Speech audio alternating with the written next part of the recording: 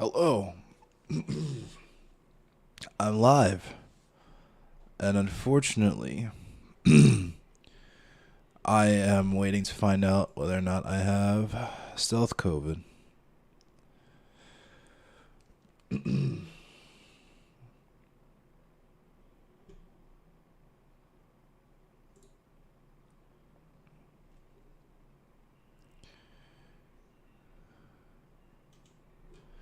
Um,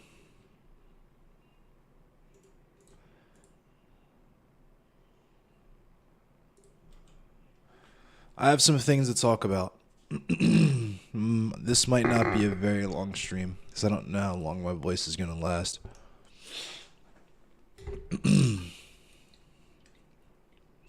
But welcome, regardless. Hopefully, for the time that my voice holds out, we can rock out together.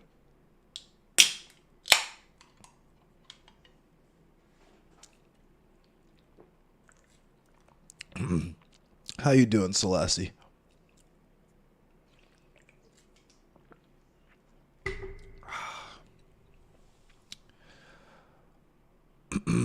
There are some things,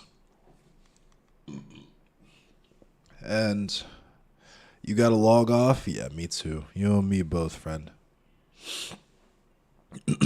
There are some things that I feel I need to address due to, we'll say, some recent events. Let me announce that I'm live on Twitter.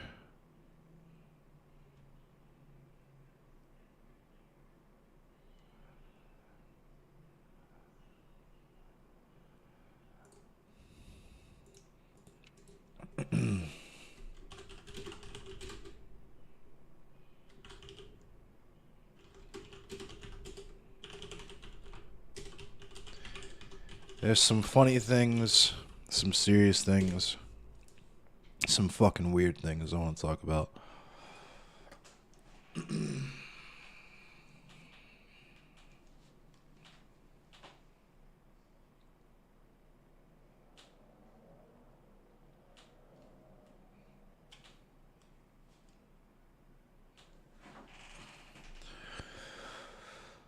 I have announced that I'm live, so I'm sure the trolls will be here momentarily. What's up, Donald? I hope you're doing well. Good to see you. I hope everything is cool.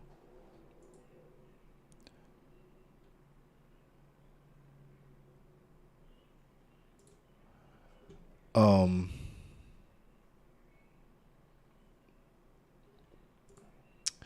yeah, Selassie, I didn't go there. Obviously, I'm close with Aston, and he told me more or less how it went, but um,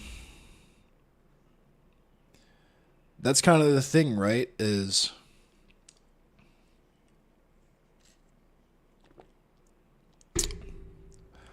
yeah, Donald, thank you. I appreciate you.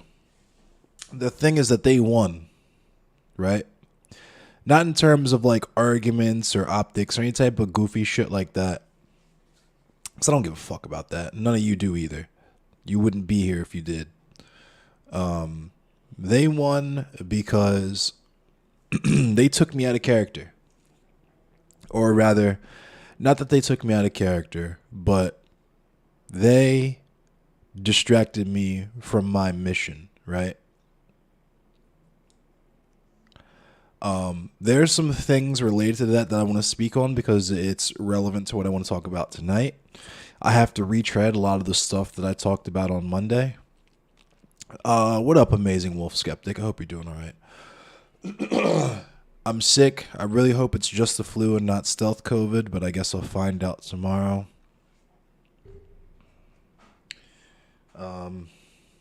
Yeah, I'm doing okay, Wolf Skeptic. I hope you're doing well too. Aside from feeling like I got hit by a fucking truck, in terms of like my mental, I'm Gucci. Like I'm pretty optimistic about the future.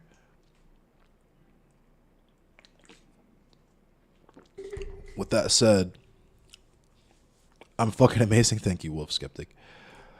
Not everyone feels that way, but we don't worry about those people. Like I was saying, they won because they took me off of what I was doing and derailed my whole thing. Thank you, Tony. And fuck what white leftists think. We'll get into that. We're going to get into that. And welcome, Tony Dad of Quattro. I hope you enjoy your space or enjoy your stay here. Thank you. What's up, Kuma? For those who don't know, if you don't know me, if this is your first time here, I am Endless Cemetery. I don't usually sound like this. I'm a little sick. I'm waiting to find out if I have stealth COVID. But I'm a black anarchist, anarcho-communist, I guess, if you want to call me that. I like to learn and read about the Black Panthers and what they did and all of their activity and all of the theory behind that they synthesized with their direct action here. Excuse me, that they synthesized with their direct action here in America. The Sam Fisher variant, yeah. I like to cover the news from that perspective, and the main thing that I do, and I need to assert this now because a lot of you are going to be coming here to see me for a completely different reason than what I established this platform for. This platform, as in endlesscemetery.com, twitch.tv/endlesscemetery, whatever. The space that you currently occupy, the space that I hold, is a space that is supposed to be a safe space for black people, black revolutionary thought, and people sympathetic to black revolutionary thought, for people who understand that black liberation should be the cornerstone of all leftism. That you can't be anti-racist without being anti-capitalist. You can't be anti-capitalist without being anti-racist. Figuratively speaking, what's good for the goose is good for the gander. Whatever you do to raise the standard of living for black people, that benefits everyone, right? You recently been reading Anarcho-Blackness by Marquis Bey, who is a Pan-Africanist black anarchist. That's cool. You can't be anti-fascist without being anti-capitalist. That's also true. Very, very, very factually correct. But as we've discovered, some people are not as interested in anti-fascism as they claim to be, or at least they're not as interested in it as other people are.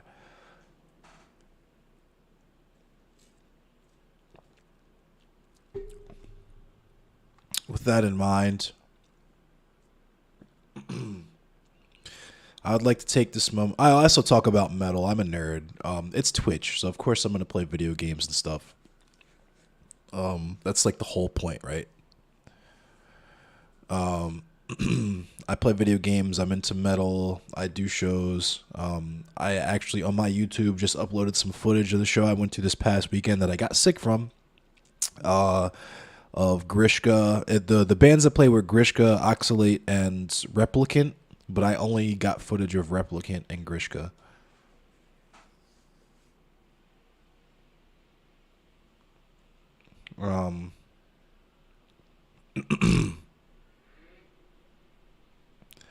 Metal as fuck, yes.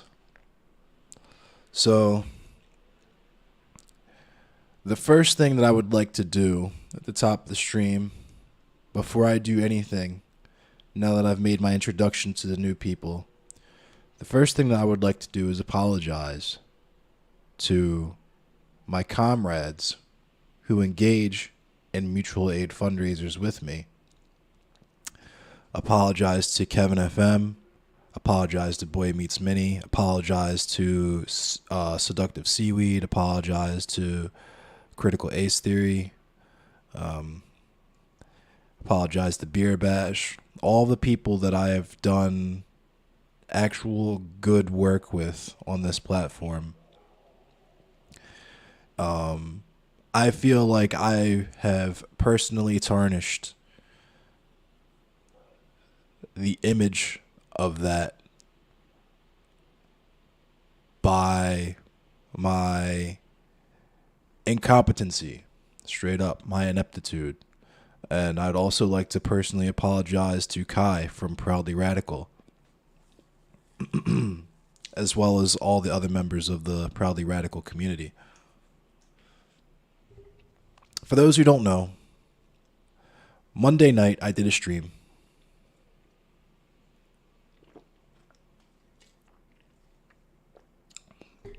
Monday night I did a stream. At the end of the stream, I rated out to Riverboat Jack. If you're not following Riverboat Jack, give her a follow. She's pretty cool. Thank you, Sharon.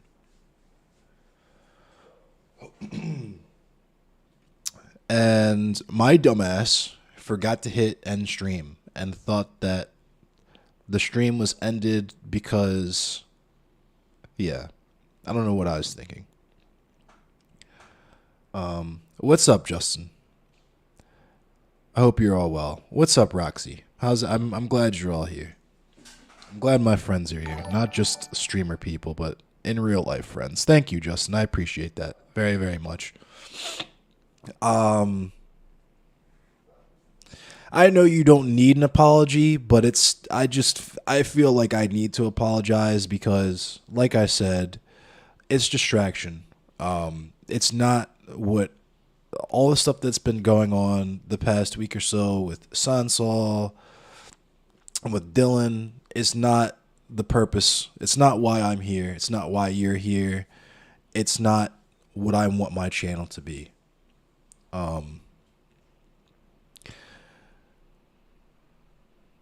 I would like to talk about Hippy Dippy, but before I do that, I need to address the things that I said in the private conversation that I was having. And at this point, in reference to that, I would like to take this moment to apologize to absolutely fucking no one, because I meant every single word I said in that shit.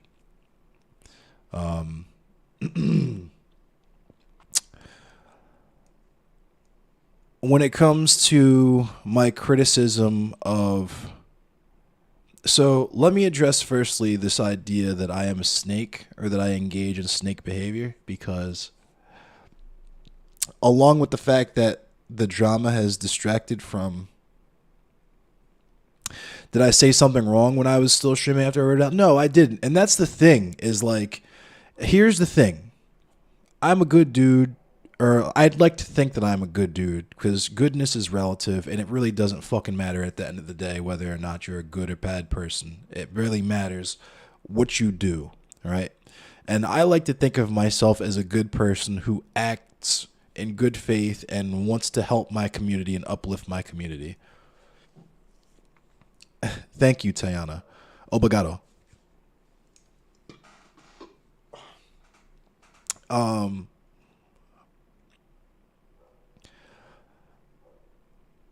I do not believe that my behavior that I engaged in was what one would call snake behavior for a couple of reasons. I am a good dude. I appreciate that, Roxy.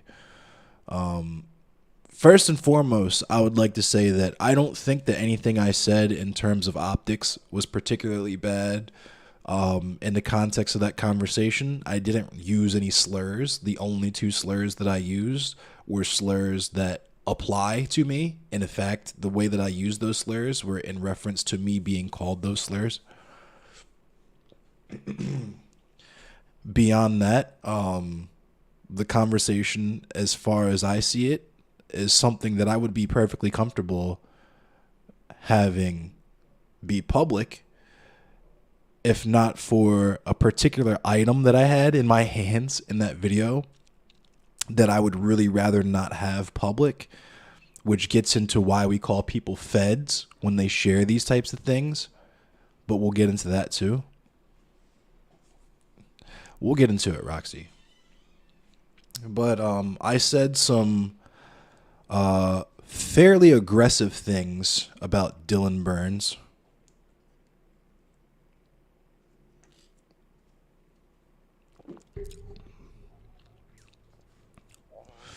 that I am willing to stand on. I'm a black man, so me using those slurs are completely different from a white guy using them. Yeah, except for the one, but I'm also queer, so it's like, yeah. Anyway, this is more people than I usually have in chat, so let me just double check to see who we got in here. Shout out to Cats Cubed. Shout out to. Okay, cool. You guys are all cool.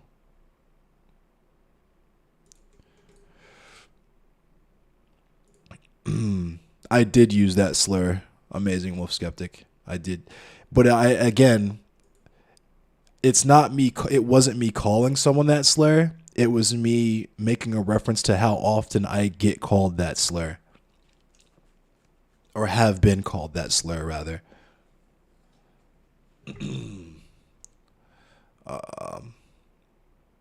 But aside from that, we said some pretty aggressive things about Dylan that,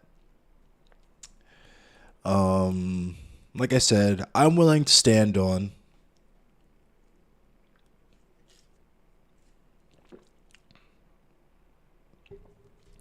Yeah, I don't. That word is not in my vocabulary. Amazing Wolf Skeptic. Like it's. I don't use the word. The context of me using that word in that particular moment was me referring to having been called that word before. And there's people in this chat who know me personally and have known me personally for years, as in decades, and they will tell you that the F slur is not in my vocabulary and they've never seen me use it. Roxy the Riveter is one of them.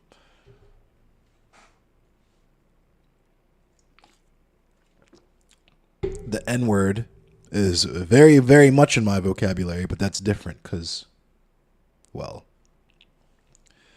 So I'm trying to figure out how I approach this because, and I mean, yeah, it's public.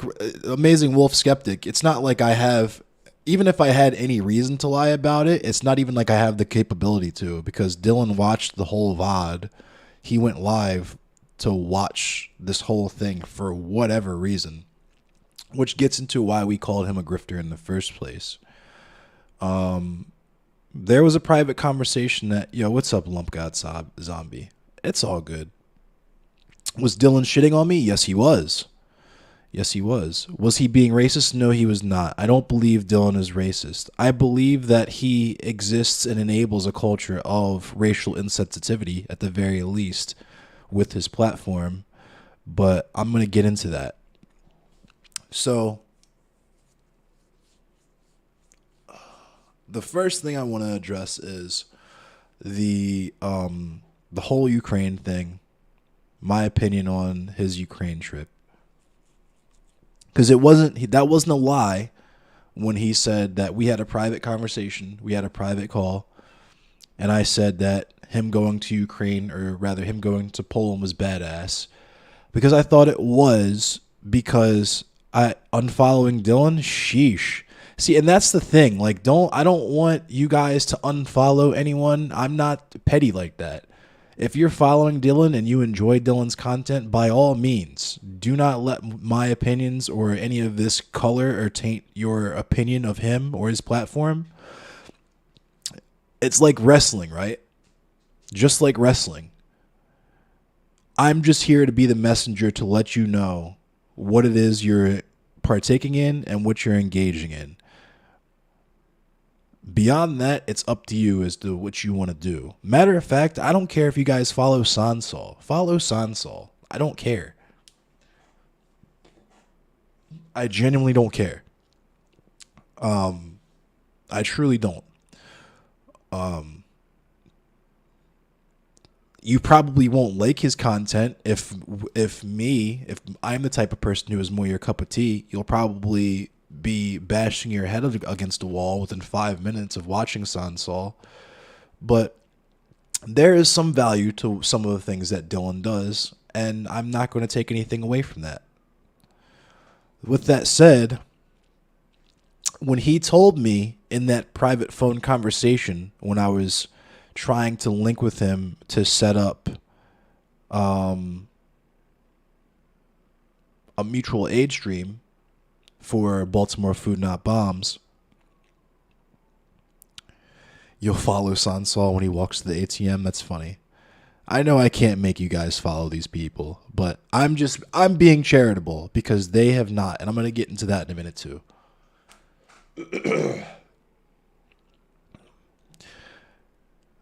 I contacted Dylan because, first of all, it should be known that Dylan and I have had very little interaction with one another. The first time he and I interacted was live after he rated me. The second time we interacted was this conversation. And then the third time was also live when we did the mutual aid fundraiser for Food Not Bombs here in Baltimore. When I called him on Discord, Jesus. Let me move this back a little bit. Sorry. Okay. And when I called him, is my audio scuffed now? Because I see the mic is clipping to shit.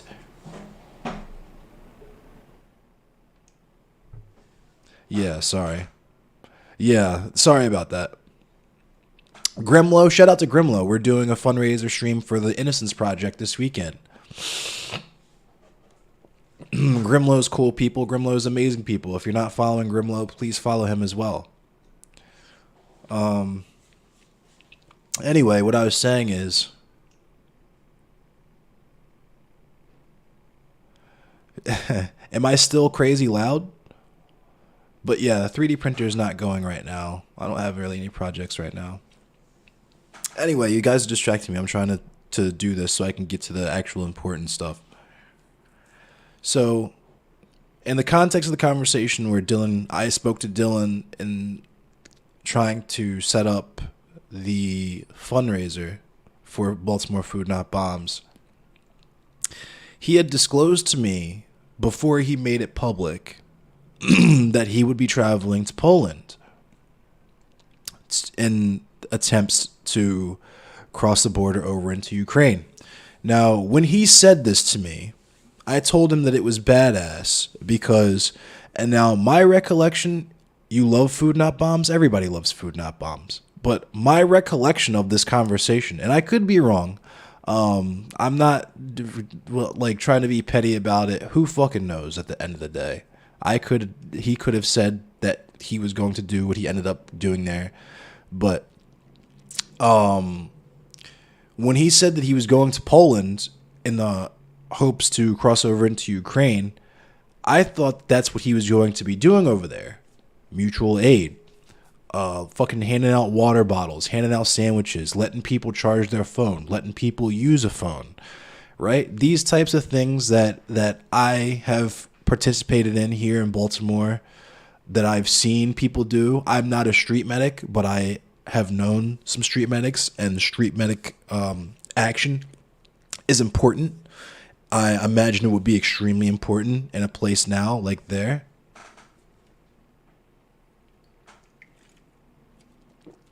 Oh yeah, sis admin, I feel it. So that's why I said it was badass, because I thought he was doing mutual aid. That was the context of the fucking conversation that was the whole reason I called him, was to do a fundraiser for a mutual aid project for Food Not Bombs, right? Now, I did not find out later that he was going over there to interview refugees, as if the one thing that people fleeing for their fucking lives from their homeland as it's being invaded is for some fucking limey Yankee to shove a mic in front of their face.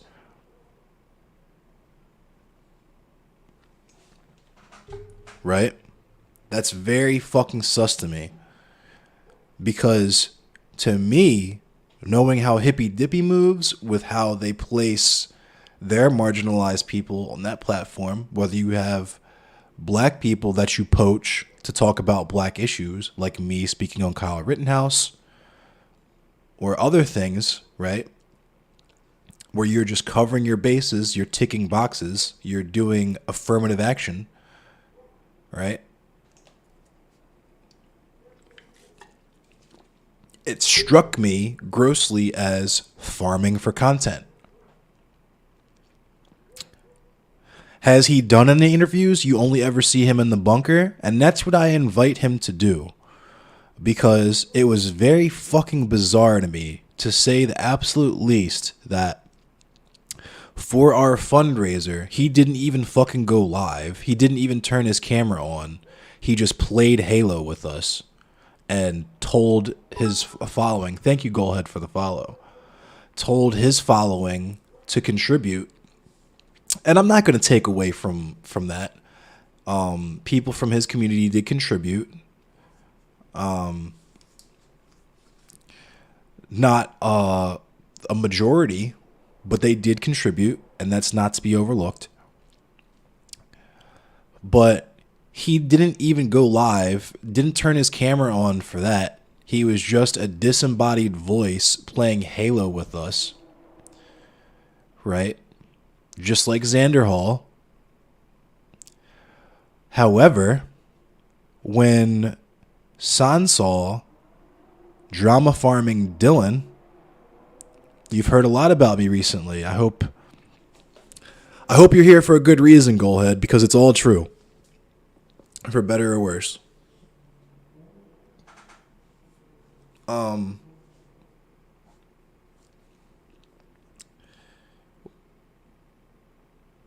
I forgot what I was saying just now. It was bizarre to me that he wouldn't even broadcast or go live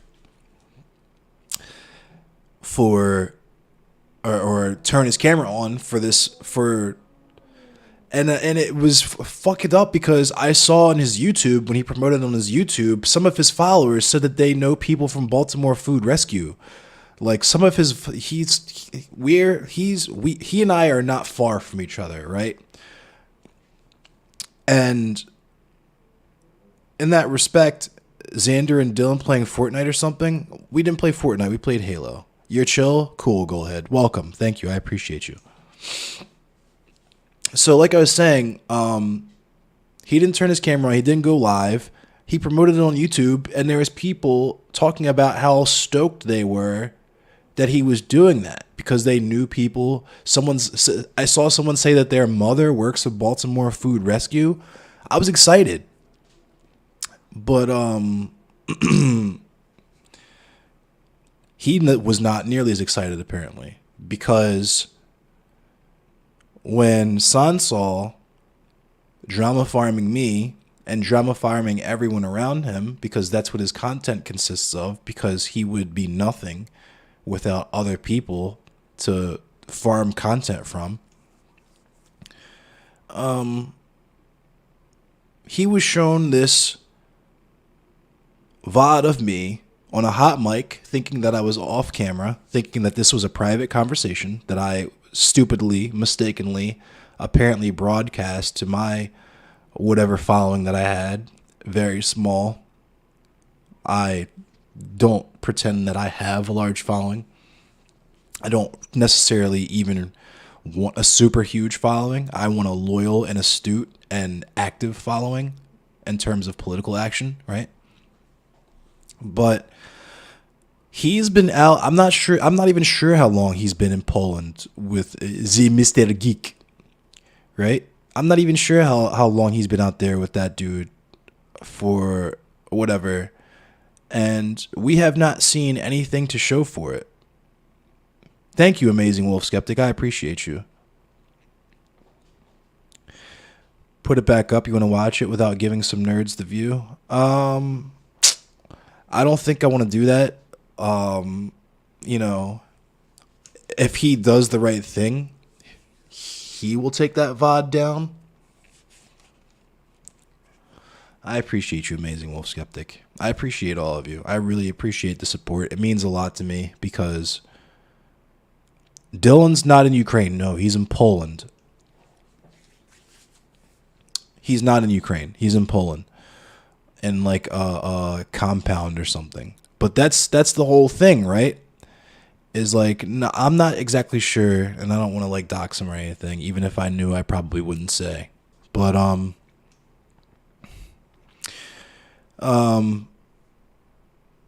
we haven't seen any of the work that he's been doing. Yeah. Um,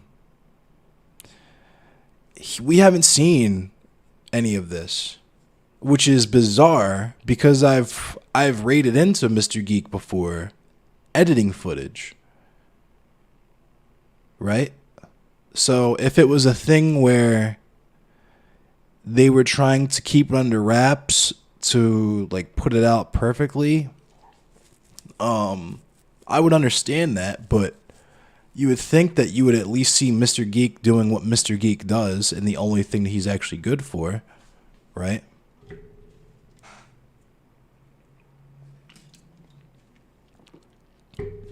But I haven't seen that. I've heard Dylan talk a good game about all the requests he's getting for interviews, but I haven't seen any. I haven't seen any of this stuff. The main reason why he even went out there in the first place, I haven't seen it.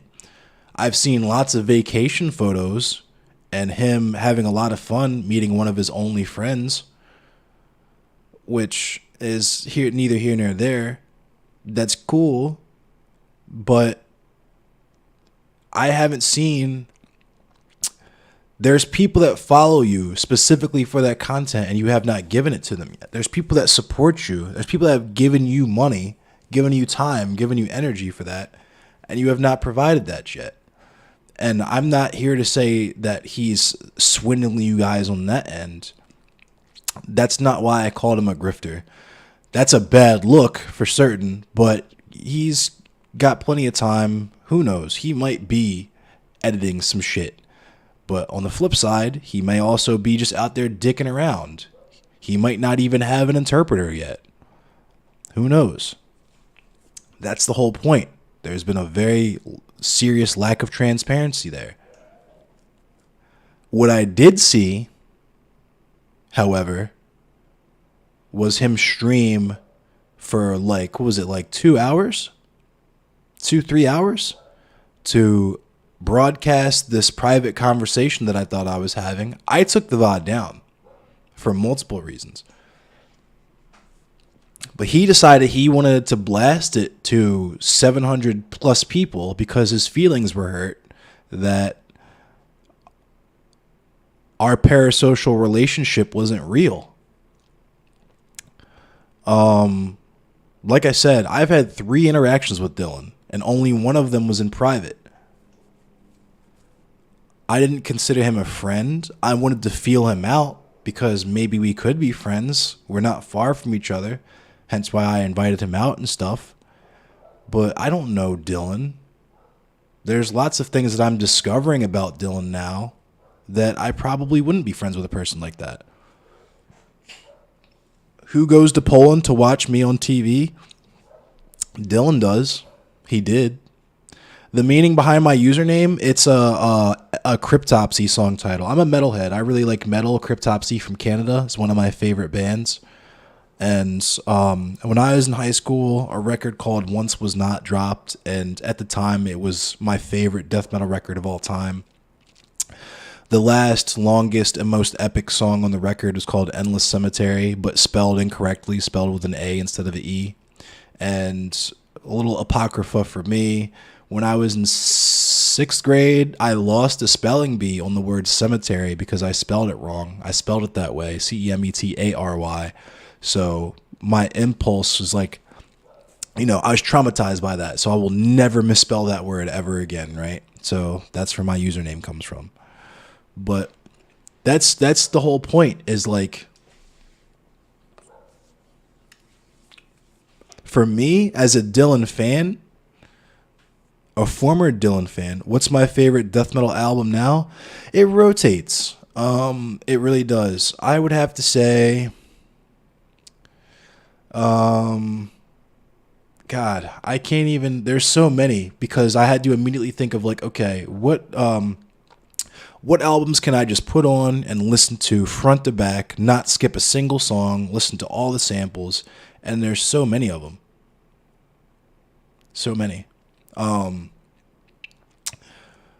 I will say just offhand right now, just because it's the first thing that hit me, I will say Deranged, Plainfield Cemetery.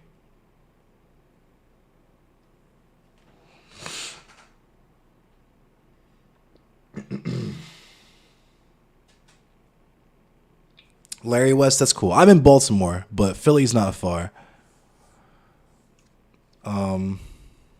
And thank you, Brenny G. Welcome to the stream. Welcome to the channel. So, yeah, I have a bunch of flyers, like old Baltimore flyers from old spaces, like from old punk houses and show spaces of shows that I've played, shows I've been to, that I'm gonna put on that wall back there with my Baltimore County flag. But anyway, pandemic, global war, crazy prices on everything. Bring Trump back? Fuck this bullshit. Nah, I don't think we want to bring Trump back. You find Dylan's channel to be a snooze fest, but you like Mr. Geek as a person? I don't like him as a person, and we don't have to get into that live. I don't really want to. I think Mr. Geek is a bad actor in the space. But like I said, I don't really. That's not what I'm trying to do here. So you're probably on some of those. What band were you in, Brenny? Why don't I want to bring him back? Because he is terrible. He's trash. He's literally the reason why we have this pandemic, among other things. Trump fucking sucks. Like, I'm not going to spend any time talking about Trump. Oh,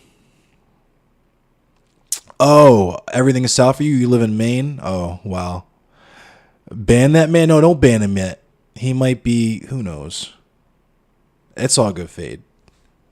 You're an Ilsa. That I was gonna guess if that was you, Brenny. Hell yeah. He hurt my feelings. He spoke the truth. Nah, that's not what happened. Actually, tell you what, comfortable superstar. How do you feel about the new Supreme Court justice?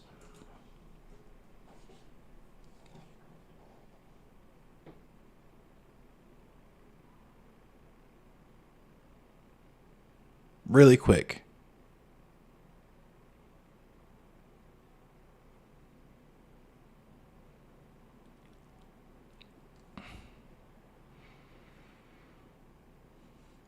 You think she's a fantastic, bright woman?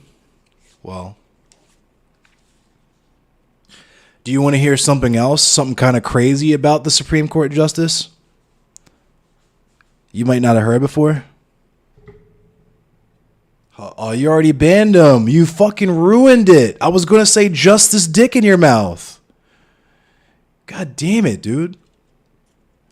You can't let me have fun?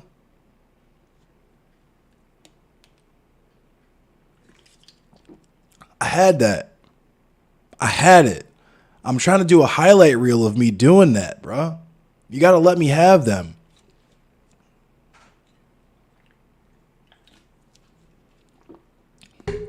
Oh, it's glorious. Fucking Ellen DeGenerate got twice in one night on Monday night. And it sucks I had to blame the VOD. But anyway. Mods are oppressing the chat. Yeah, they're fucking going KGB in the chat right now. Going NKVD in the fucking chat. Gulagging people. Yeah, you also can literally ban people yourself, Big Richie Lissy. I don't know if you know that you are a mod here, but you are. This is an authoritarian chat. This is not... Hold on. This is not a democracy. This is not a democracy. If you come in here and you piss me off, you will get gulagged.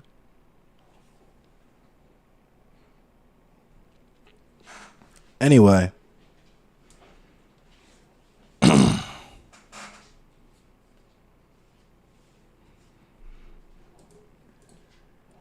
So, yeah. It's bizarre to me that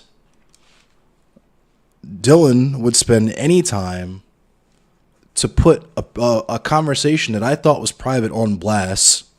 And this is why, because he kept calling me a snake. And I would have to wonder if I had people in my circle who showed me things specifically to get a rise out of me, specifically because they know that I would be upset by these things. I don't know if I would call those people my friends. I don't know if I would have them around me, but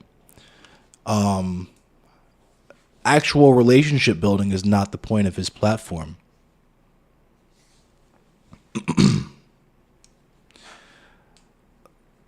If I was a snake, if I was an actual snake, if my platform was nothing but drama, and I saw a larger streamer with a larger platform that I could schmooze my way into his community by being nice to him and being a sycophant like a lot of the other people in his community, and work my way up to VIP status or mod status and have his ear, and then I farm his reactions for content for my channel, knowing that the thing that I'm showing him is going to hurt his feelings, because Dylan's feelings were hurt. That's why he did all the things that he did. He reacted emotionally. I would, and it's one of those things where it's like, you know what I mean? Don't tell me that people talk about me. Tell me why they are comfortable telling you, right?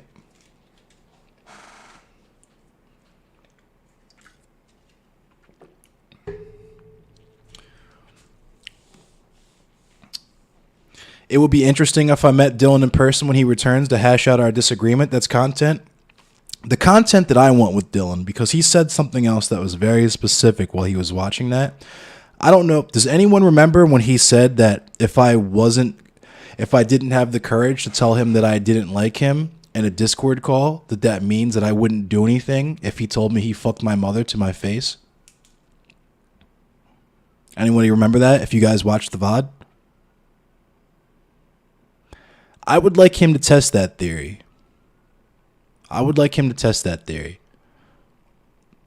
I want to know how much Dylan weighs, so I know how much weight to cut. I can meet him wherever he's at, both in terms of weight and physical location. And if he really believes that, he could stand on that, and we could see what happens. And the proceeds for that can go to whatever mutual aid fund or charity that he wants. It's completely up to him. The ball is entirely in his court.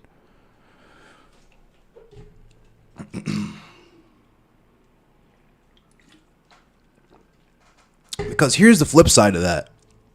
Even if you and I are friends, right? Even if I know someone in real life and they're my friend and they move really shitty, they have people surrounding them who talk shit to me, who treat me like shit, who are garbage to me. Why do I need to force an interaction with you to tell you that I don't like you, that I don't fuck with you, when I could just not talk to you anymore? Because that's the other piece of the puzzle that's missing, is that I had unfollowed, unfriended, and unsubscribed to Dylan days before any of that had happened. He just didn't notice because it wasn't important to him.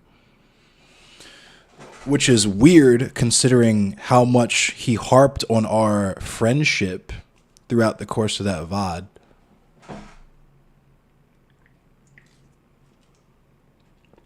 And it might not be days. I might be exaggerating. It could have very well just been the day before or something like that. But still, it was not in a short amount of time.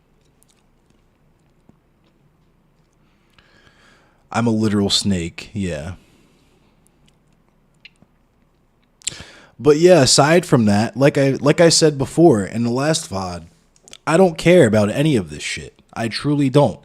If somebody hit me up tomorrow and was like, hey, we're doing a mutual aid fundraiser with Xander Hall and Dylan Burns and Sansol for fucking, I don't know, whatever. right? I'll be in there like swimwear with bells on, cordial too, no drama, no bullshit, because that's not what the mission is. If you're a true leftist, then that's not, why would you waste time on that? It doesn't benefit anyone.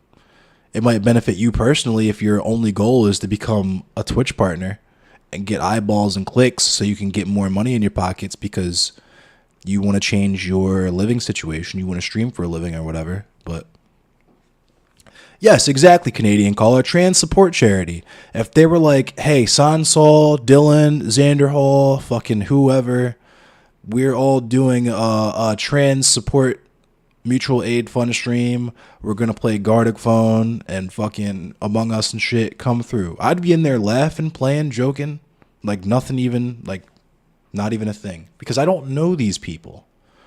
I don't know these people. I'm not that invested.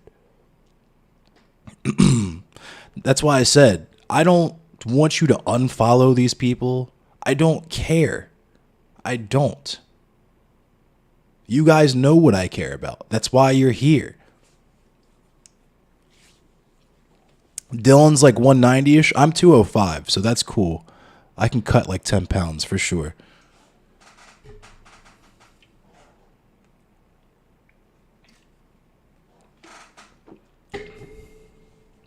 But anyway, great take. I'll still involve. That's why I apologize to my comrades that I do the mutual aid fundraiser streams with, is because Fade Runner and I talked about this. I was very worried for a significant period of time that this was going to affect that action, that the blowback from my stupidity was going to affect people like Seaweed, was going to affect people like Boy Meets Many, was going to affect people like Kevin FM, right?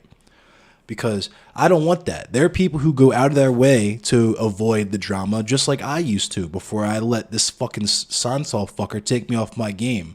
Because I'm sorry. I'm a nigga from Baltimore.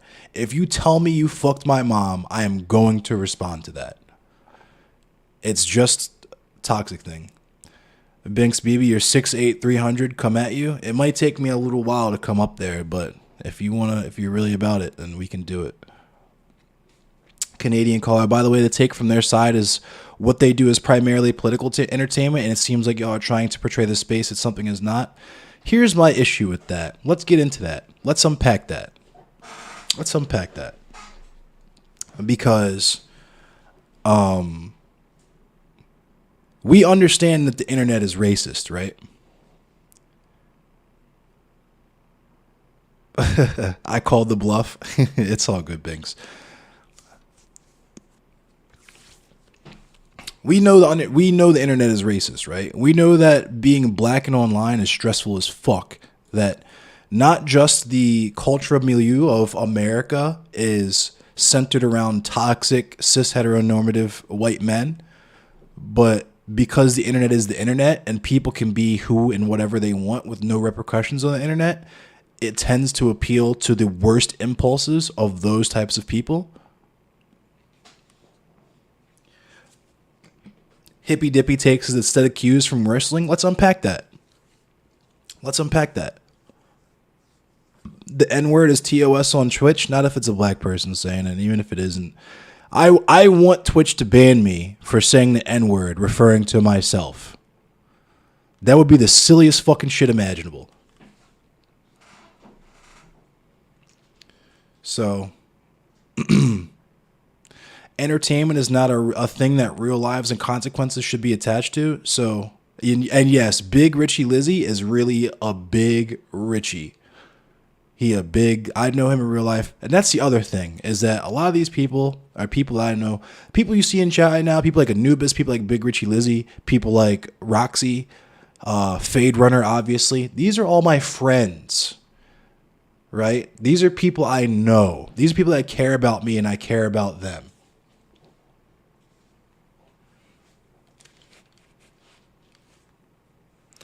I'm 6'1". You can't really tell because it's a screen. But yeah, I'm 6'1".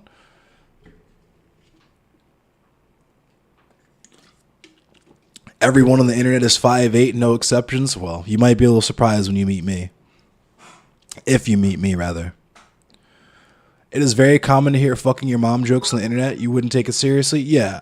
See, and here's the reason why I took it the way that I did is because it was literally in response to me asking about what people's yes, I am a black lefty. I'm a black anarchist.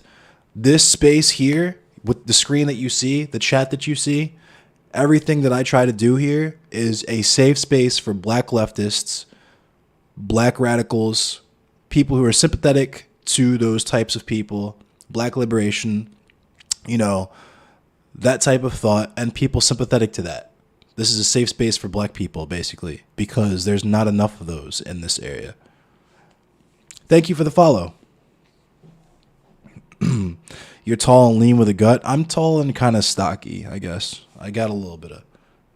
I'm all right. I still got a little definition. Yeah, we can be friends for sure. Or rather, we can be internet friends, I guess, because I'm thick. I'm kind of thick. Anyway, I'm trying to talk. I'm trying to do this so I can get to the actual real important stuff. Because there's some news I want to cover. There's Maryland news, Baltimore stuff I want to cover. I want to talk about Thomas Sankara. But let's get through this hippy dippy stuff first, because it's important to talk about, because it's literally the title of my stream today. Is Twitch politics so white, right? Because here's the thing. Like I said, we know that the culture of America is white male cis heteronormativity. Centered around that, those are the people who are uplifted, protected, and the system that oppresses people like me is designed specifically to oppress people like me so that people like that can succeed. We understand this. We know this. This is not something... I appreciate you, Kensai. We know this. This is not something that we need to debate. If people want to debate that, they can go educate themselves or touch grass. I'm not here to do that, right? Just like I told someone else in a interview last week, it's not my job, right? My job here is to, like I said, create a safe space where black radicals and people who are sympathetic to black liberation can gather without people calling them fucking like brain dead and subhuman and all that other blood sport fucking debate lord bullshit that no one who actually touches grass and does shit cares about, right? It's a safe space from that, a safe space from the just general racism that exists on the internet and the background radiation, right?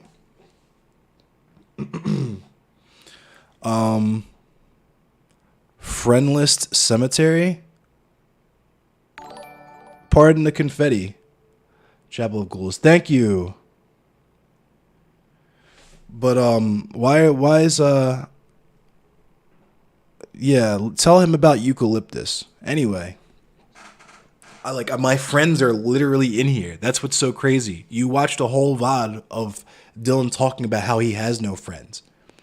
And my friends are literally in here. But anyway, what was I saying?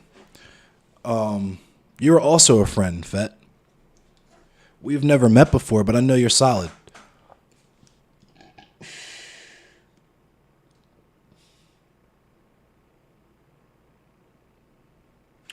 Oh, right. MySpace is a safe space for black. We'll hang out. We'll do that this summer. MySpace is a safe space for black people because that's necessary, all things considered, right?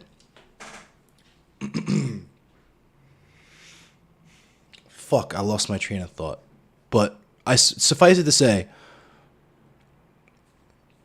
yeah, we love black people here. I say I'm black and I'm proud all day, every day. And I appreciate you, Chapel of Ghouls. Your name is Chapel of Ghouls, so I know you're fucking cool. Because Morbid Angel fucking rips. Not wanting to engage not wanting to engage in blood sport. So the space is a safe space for that. But also, let me read chat because I had a thought and I'm sorry, I have brain fog. I am also pretty sure I have stealth COVID. I feel like shit. I feel like a truck hit me.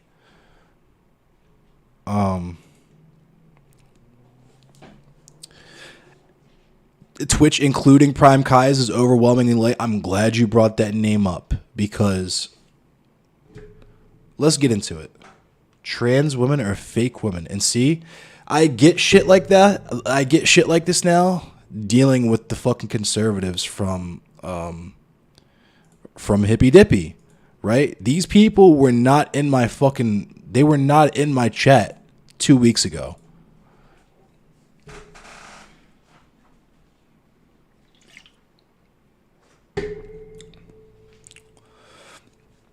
I didn't have to deal with these types of people, and it's not as if they've given me any kind of exposure. The only exposure I've gotten recently was Dylan watching that fucking VOD and telling his entire fucking community to unfollow me, which had absolutely no effect on my followership. Let's just get that out of the way. You didn't miss anything, Roxy. You don't need to hear or see what just happened here.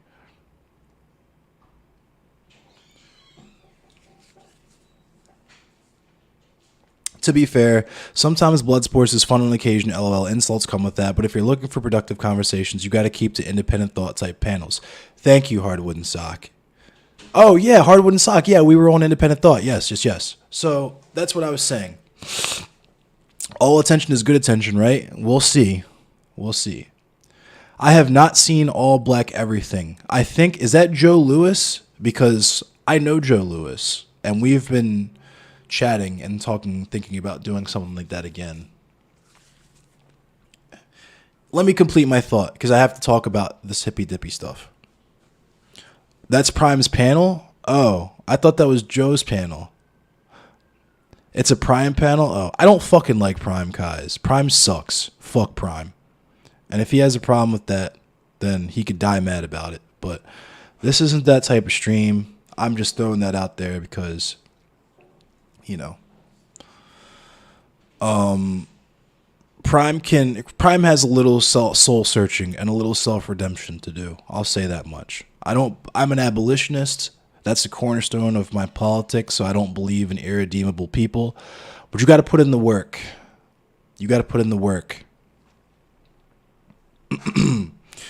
Anyway, what I was saying is the title of my stream, Twitch Politics So White. We understand that the world, kinda, to a certain degree, but especially the United States of America, is a culture that is designed to support and uplift white male cis heteronormativity at the expense of people like me and all the rest of the people in chat. Right? And the internet itself is that distilled to its core elements, right? We all know all the jokes about the Modern Warfare 2 lobbies and Xbox, whatever. Monday night, I played against a guy named Black Snakes on Mortal Kombat who was playing as Jax Briggs. I have clips on my TikTok, on my Instagram, of me playing against people with racist names, saying racist shit, saying homophobic shit. All this stuff, right, that we know is part and parcel to being a marginalized person on the internet. Because people can say and do things completely without consequence on the internet, which allows them to be the worst possible versions of themselves, right? Especially when they hide behind the mask of anonymity or that they're playing a character. And that's where we come to hippy dippy.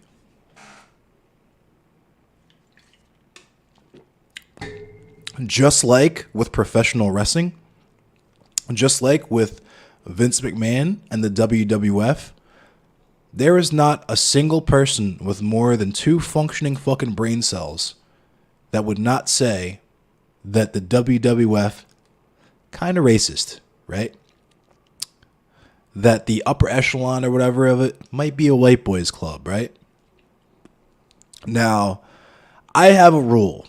That rule is the only time you should engage with Nazis is in combat, and the only time that you should cover them is with dirt. Now, I would love to comment on where Destiny has ended up, Destiny being the former Hippy Dippy champion, but I can't even comment on the platform where he ended up because that would break my rule.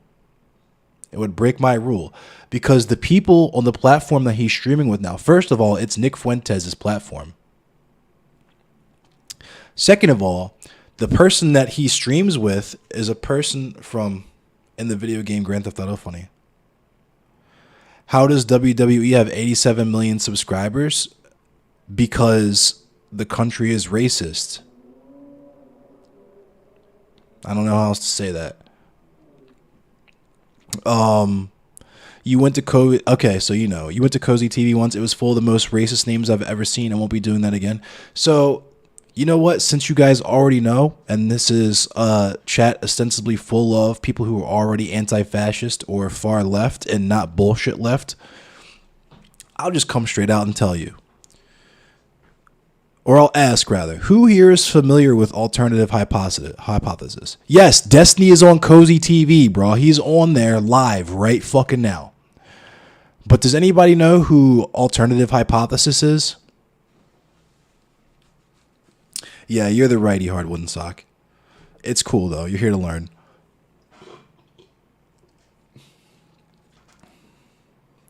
Destiny is friends with Nazis? Friends with Nazis? If you haven't seen my Twitter, I probably tweet every 2 weeks that Destiny needs to just fucking stop, waste everybody's time, and throw the clan hood on.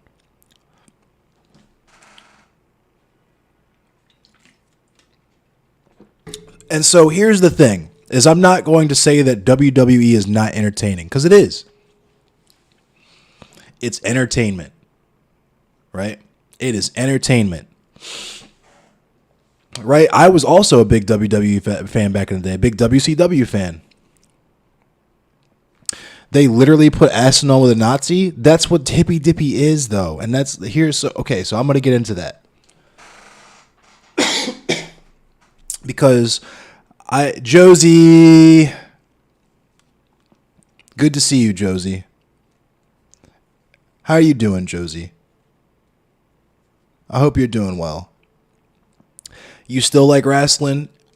So I will say that there's nothing wrong with enjoying wrestling if you understand what it is and in context, right? I hope you're recovering well, Josie. I hope everything's going well for you.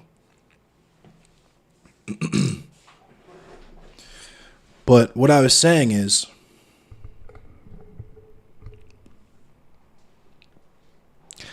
you need my hippy dippy take? Hippy dippy is just like the WWE. It's just like the WWF.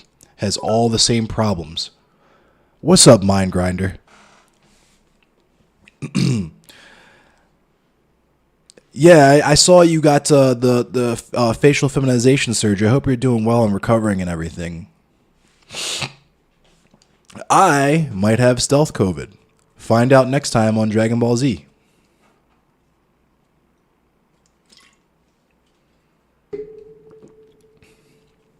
The shit Dylan did to Joe was so shitty. It's shitty, but it's on brand because that's what Hippy Dippy is. That's what Dylan does.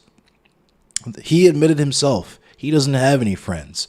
The people that orbit him, first of all, he's surrounded by sycophants. So I feel like this is going to be the first time that he realizes that there's people around him in his circle that participate in his games that don't fucking like him. That really don't fucking like him. But beyond that, when we're talking about specifically Hippy Dippy, like I said, and like the constant comparisons are, what did he do to Joe? It's basically, I'm one of those things where, and we talked about this privately, but it was a black people thing that was presented in front of white people for a white audience. And it was portrayed a certain way that was uncharitable. The 1v7 against you about Destiny. People love Destiny, and I don't get it. The dude is a piece of shit. Like a very obvious piece of shit. Like he's literally streaming on the same platform as Alternative Hypothesis right now. If you guys don't know who Alternative Hypothesis is, Let's also talk about some old school political debate on the internet too, because I'm a lot older than I look. I'm 30. I'll be 33 in August. I've been consuming. You enjoy Destiny? I mean, of course you do. People seem to like fakes for some reason. Yeah. He says what they want to say, but they aren't brave enough, of course. What's up, Nick Griffin? Thanks for the follow. But like I was saying, people, you don't want to derail, but I'm sitting here listening, want to drop a follow and say, hey, dang, I appreciate you. 41 here? Yeah. It's weird how Dylan asserted that I was going to fail and I would be doomed to fail, and this is my most successful stream in weeks. Funny how that works. You've got 3 years on me? That's funny, Josie. So, Josie, you probably know then. Were you consuming political debate content back in the 2010s or the early 2010s? Because I remember the political debates on YouTube before we did the whole live thing. Back when it was, I make a video, you respond to that video, and then I respond to your response.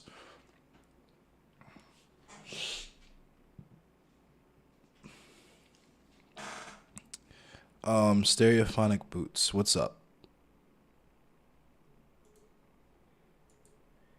I don't know what this is. I'm gonna watch it off stream really quick.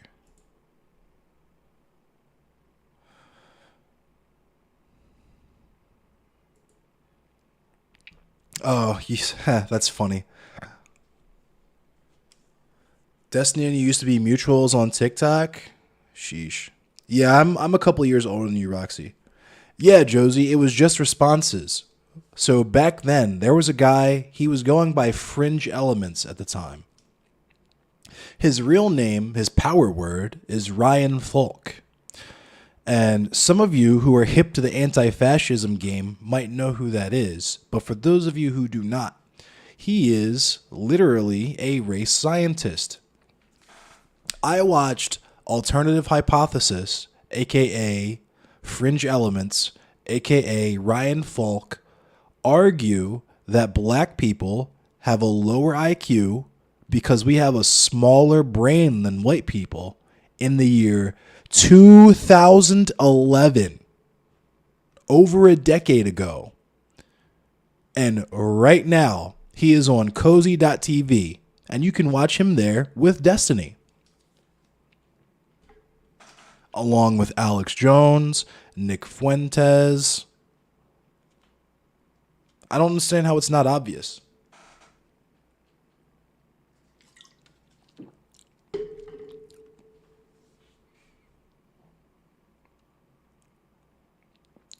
Mabs RS, what is happening? What is happening in my chat right now? Why are you people so fucking, why are you so weird, dude? Why are you so fucking mad?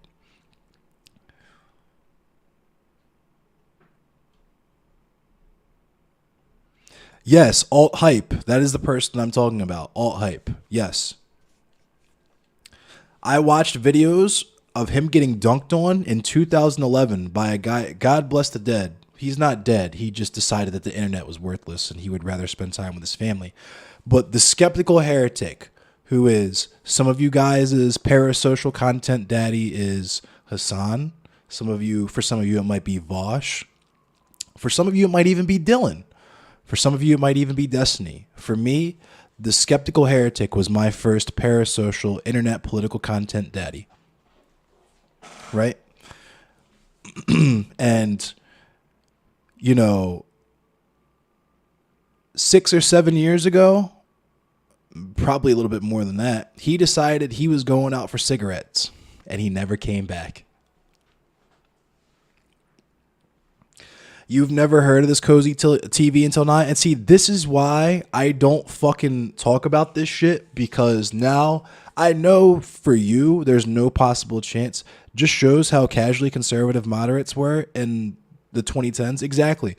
And,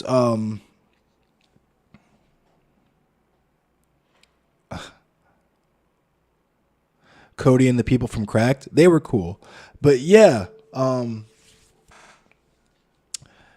and this right here I want this, if anyone's watching this and you do the debate lord shit and you're a Destiny fan or a Sansa fan or a Stardust fan or whatever, a Hippy Dippy fan, I want this to be your greatest lesson. Your greatest fucking lesson in platforming.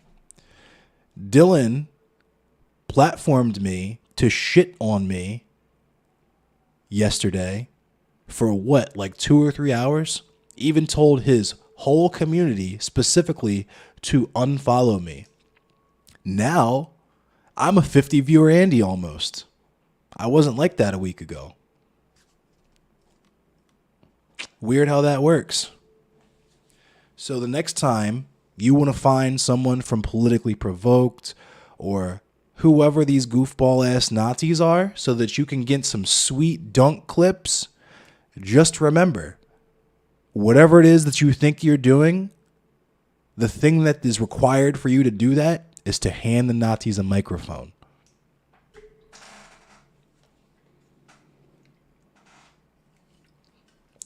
And they just might catch a boost.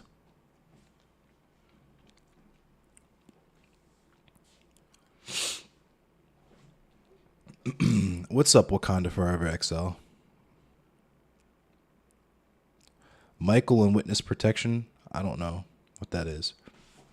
What did Dylan say about me? He called me a snake because I said I don't like him in private conversation that wasn't supposed to be public. And Sansa, because he's a drama baiter, couldn't wait to see some drama happen and sent it to Dylan. And it hurt Dylan's feelings.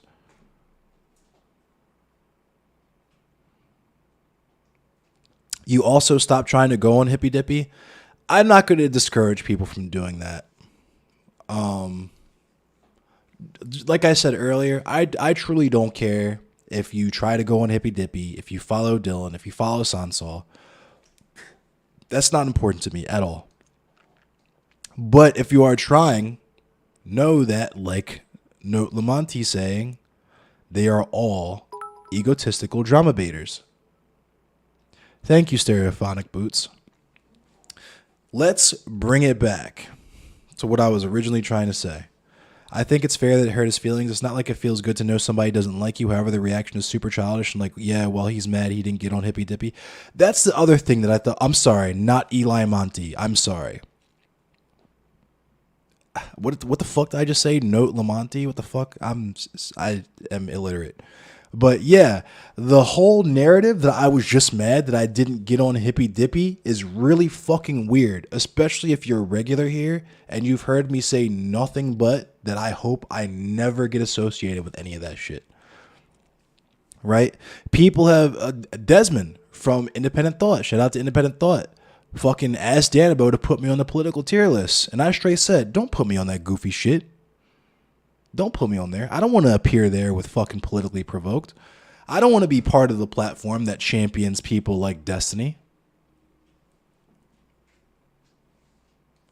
Leftist infighting is like middle school drama. See, that's the thing, right? Is that these people are not leftists. Why did I go on their recruitment show? Because I was naive at the time. The thing you have to understand about me is, like I said, I've been consuming political debate content on the internet for the last 10 to 15 fucking years. And for me, as a person who is already, I'm a black person, right? People are not interested in me. People are not interested in seeing my takes or hearing anything from people like me. People hate me, right? We know the internet is racist. That's why we talk about stuff like the Modern Warfare 2 lobbies on Xbox back in the day and that kind of stuff.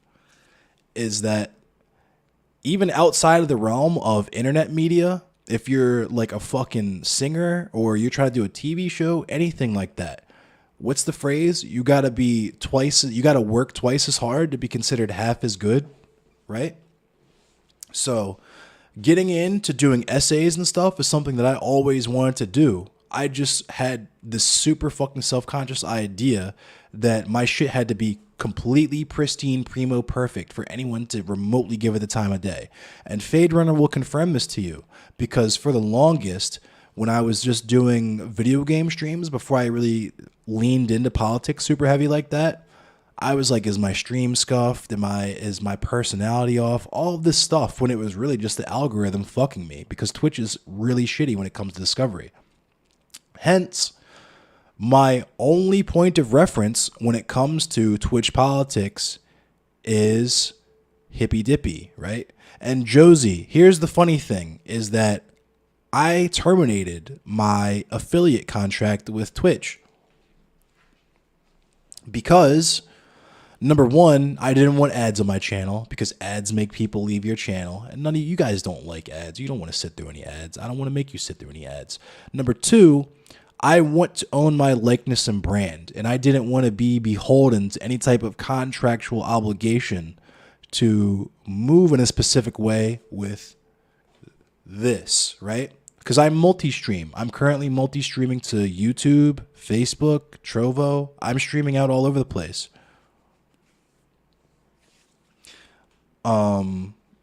And it also is just a basic principle for me, right? I'm an anarchist. I believe that information can and should be free. So I'm not going to tax you by making you sit through whatever ads or whatever to consume this content, especially if the whole purpose of it is to be a safe space for black people and black leftists and black radical thought and black liberation and people sympathetic to those ideas. I have a Patreon. That's the thing. I do have a Patreon. I just don't talk about it. I don't advertise it, because for me, the goal is not being partner or living off of stream. That's why I've been doing this for almost fucking like 8 fucking years for the free. For the free. I was affiliate for a very brief period of time. I was affiliate for maybe like 2 or 3 years. Well, I guess that's not a brief period of time, but I've only gotten like 2 or 3 Twitch payouts because I don't fucking care. That's not the goal. The community building is the goal for me. Black people can't sit through an ad. What do you come, Gremlin? See, and this is the shit that I'm talking about. I have been streaming since the year 2014. Yes.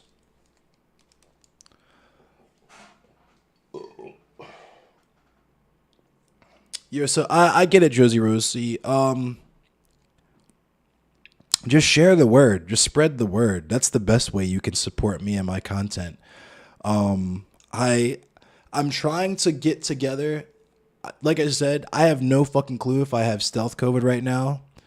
And in the interest of keeping my coworkers and comrades safe and also just taking a fucking break, I'm going to take some personal days and try to get some kind of infrastructure going so that I can put out YouTube videos and be like these Vosh and Dylan and these types of characters who have like content that they churn out. I'm learning video editing. All this stuff I've done myself. My UI that you see here, I hand designed that. I photoshopped that shit up all by myself. All of my camera gear, everything that's in here, I'm self-made as fuck with all this. I didn't get any fucking like federal grant money. My parents didn't contribute to any of this. Everything that's in this fucking room, I got out the mud myself. Yeah, I was just doing. Yeah, thank you, By the Bell Pepper. Organic, non-GMO. And that's why I'm not pressed on trying to get a bunch of raids and stuff, because I would rather grow organically and have a community of people I actually like and trust that are going to contribute to the atmosphere than get raided by a bunch of people like who are fucking coming in here and getting banned right now. I don't want people from Hippy Dippy's community, because those are the type of people who enjoy Hippy Dippy, right? And let me clarify that statement, because I know that's going to be confusing for some people. So like I said, because my only point of reference for engaging in Twitch politics was Hippy Dippy recruitment, I thought that, or excuse me, let me back up. So, because I was called a liar for this. I followed Dylan. I was a Dylan fan. I liked Dylan's content, but I followed specifically Dylan. I was blissfully unaware of the Hippy Dippy Roundtable. I saw that it was a thing, but I'm not a podcast guy, which is weird because I do a podcast, but I don't listen to podcasts, right? And that's what it struck me as. Oh, this is like a bunch of people talking panel or whatever. It's podcast shit. I don't want to listen to this. I want to listen to one person talk about a specific topic and give me the information, right?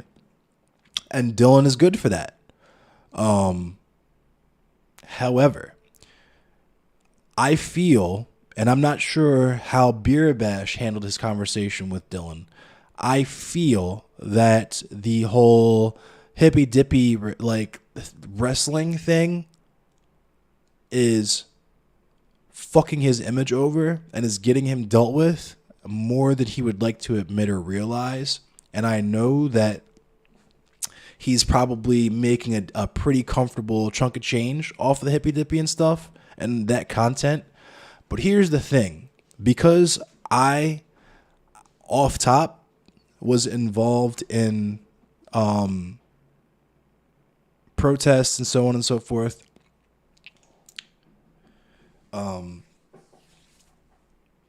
I knew that I would never be as successful as a Dylan or a Vosh or any of these people because I'm literally doing this on my own power. I don't have an infrastructure of people who make memes and do editing and stuff for me. I have my mods and they do a fantastic job, but none of them has any editing skills for video, right? I am a musician, so I can do audio, hence this microphone and all this stuff, but I do Photoshop because I'm an artist, but I don't have any video editing experience. So I knew that it was at the very least going to be extremely fucking slow going, that I would never see any dividends paid back to me for the work that I put in for this, if there would be any, for a long time. And I made peace with that in the beginning, partially because it's not the mission. The mission is, like I said, to build a community. Kid not kin.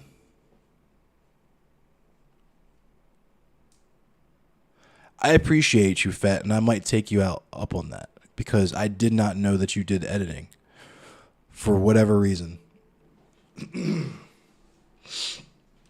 But if we're taking it, Dylan and Vosh want to be like politicians. Normal people don't want to be politicians. Exactly. They are we can get all the things you want if you just vote hard enough type people. And like I said, I'm an abolitionist. I fuck with black liberation. I don't think you can vote and affect change that's meaningful in that manner. I believe I can demonstrate even that all of the rights and liberties that we enjoy, that we talk up in this country, were earned through blood, sweat, and tears and direct action, right? From the working class and the poor organizing, arming themselves, and making that move, because power cedes nothing without a demand, right? Another lost druid. Thank you for the follow. And that's why it's called mutual aid. That's why we say solidarity, not charity, right? Is because it's not about I have so much and I'm going to sprinkle it on the people around me. It's the idea that you're a part of a community. Your community needs you just as much as you need the community. You give what you can and you take what you need. And you spread around and you share whatever you can to make sure that everyone's as taken care of as possible, right? It's just like, it's Peter Kropotkin's mutual aid, right? If you're in a pack of lions, you don't want a fucked up, lazy, busted lion. You want to make sure your whole pride is fed and fit and actionable so that you can have the most successful hunts, right?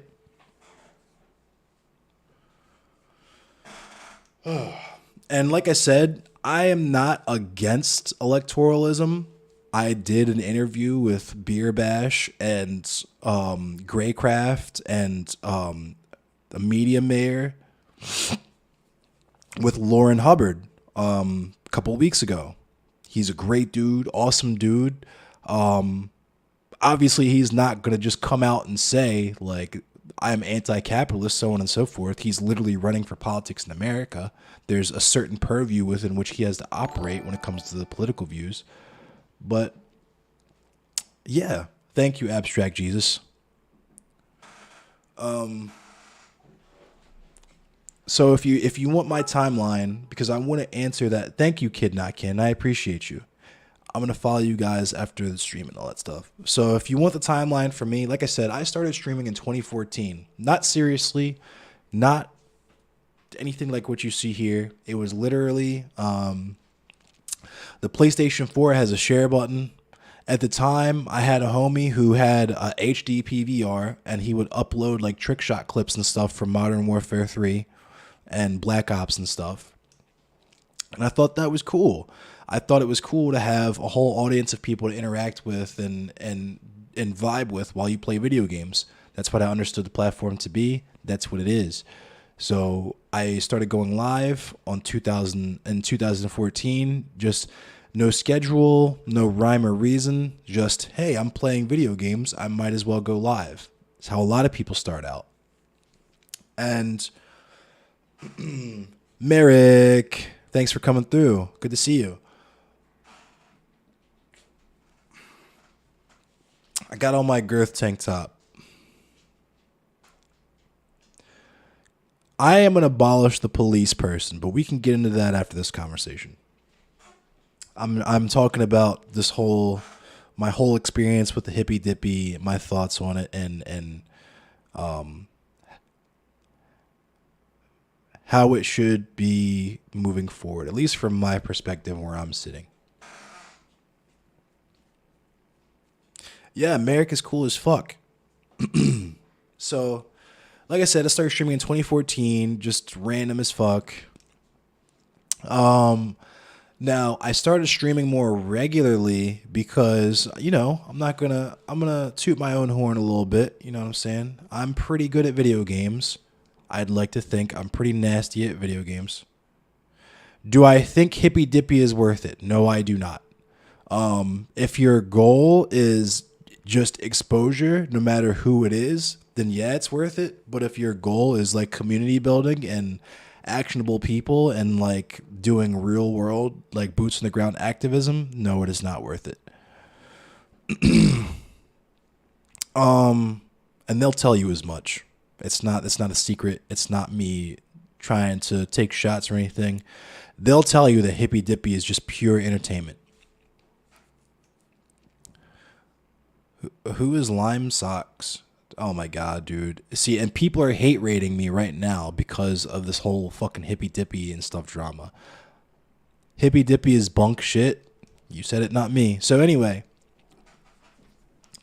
I'd say probably around 2015, 2016, I was like, it was whenever like Lawbreakers and stuff came out, like Destiny and stuff, the game Destiny. I was like, I'm going to stream regularly and I'm going to try to build an audience and build a community because streaming is fun and it seems cool and I see people making it and doing it. My house burned down in 2017. Lost everything. I had to reacquire everything. I built a PC. I had to get a new PlayStation. Shout out to Sock, who is one of my homeboys in real life and is also low-key a streamer and is a mod in here. He appears sometimes, but he's got a really crazy job now. But fucking gave me his PlayStation 4 just out of the kindness of his heart. Just homie love vibes, just straight homie love. Like, I'm sorry your house burned down. Here's a PlayStation 4 to replace the one you lost, right? And so, because I had that going on, I got back into PC games. I already had a lot of this equipment that you see here, like the microphone and stuff, for music because I lost most of my music gear and had to replace it. Some of it was in the practice space and stuff. I decided, you know what? Because this was around the same time, 2016, 2017, that I started to see Destiny on YouTube, right? And all of his debates and stuff. And I was thinking, hey, this reminds me of the Skeptical Heretic back in the day. This is cool. I kind of want to get into this. But with what I want to talk about, I don't think it's going to be sexy. I don't think it's going to be popular. So I'm going to stick to the video games. I thought I was going to do how Destiny did it, where you're good at video games, people watch you play video games, and then you segue into politics. You're starting work as the director of the National Center for Transgender Equality's Action Fund after the survey I'm running to get base trans people elected across the country.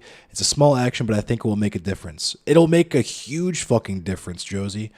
It'll make a huge fucking difference. The only thing that I say is I am anti-police, and I believe that the United States government is founded in white supremacy, and there's really no way to do United States government stuff without doing a white supremacy. But I would rather have a base trans person in there than some fucking like Aunt Kathy from out in the sticks who thinks that fucking black people have extra muscle attached to their ankle. You know what I mean? Like, yeah, it's based as fuck. That's hella based, Josie. I would never shit on that. So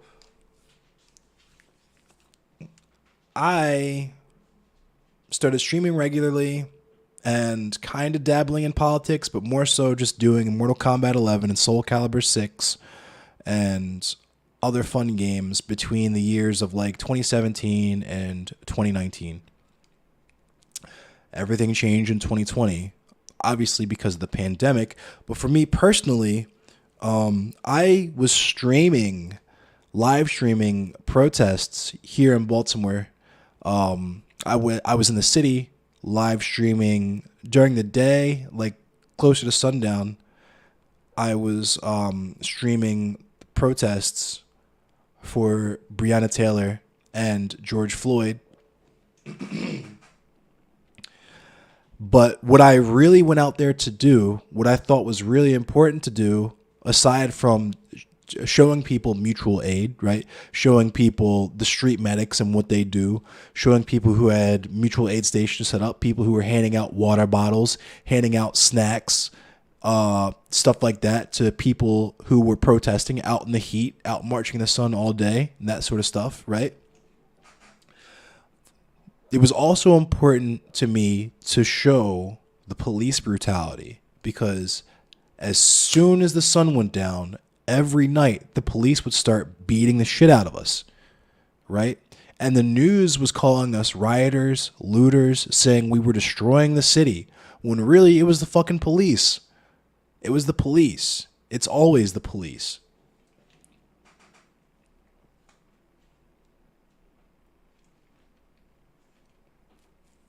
So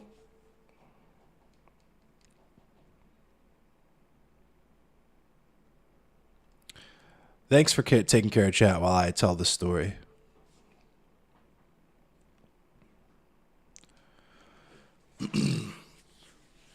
So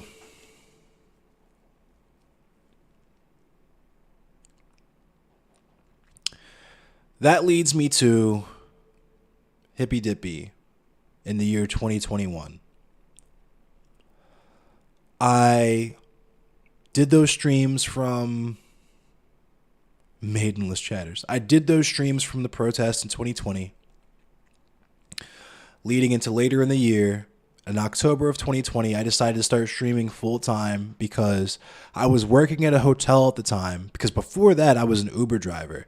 And that's another thing I have to establish, is that I am working class. I am a proletariat fucking actor.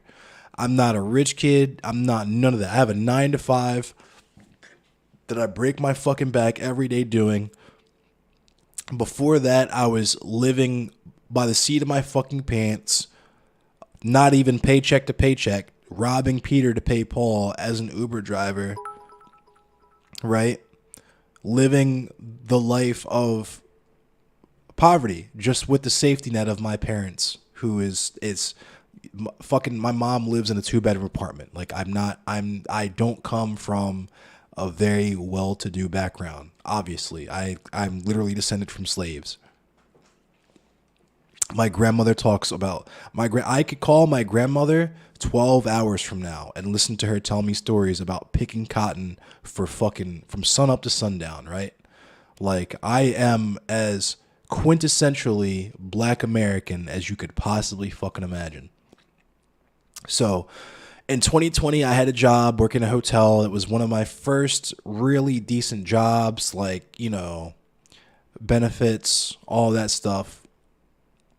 COVID happened, and the measures that they were taking to keep us safe were not satisfactory to me. I tried to begin organizing the workforce there, but the thing is that there was a language barrier because I don't speak Spanish, and unfortunately, a lot of the service industry, especially when it comes to the hospitality industry, is done by low wage immigrants, right, from the global south. So there was a communication barrier. And also, on the other side of that, you had a lot of these hood black people and stuff, and not even just hood black people, just black people in general, who lived in poverty. And they didn't want to jeopardize their already precarious situation and risk getting fired organizing with me. So I had to quit because I was living with my mom, and I couldn't give my mom COVID. This was before vaccines, before anything. I wasn't going to give my mom COVID and fucking risk putting my mom in a spliff over fucking $13.50 an hour. So October 2020, I decided to start streaming full time every day. Just like Hassan, I stream Monday through Friday, whenever, till how long. Usually I was like 2 o'clock, but yeah.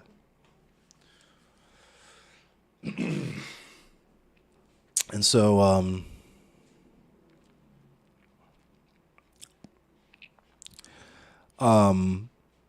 that leads us into 2021. Had some good times from 2021 to 20, or excuse me, had some good times from 2020 to 2021.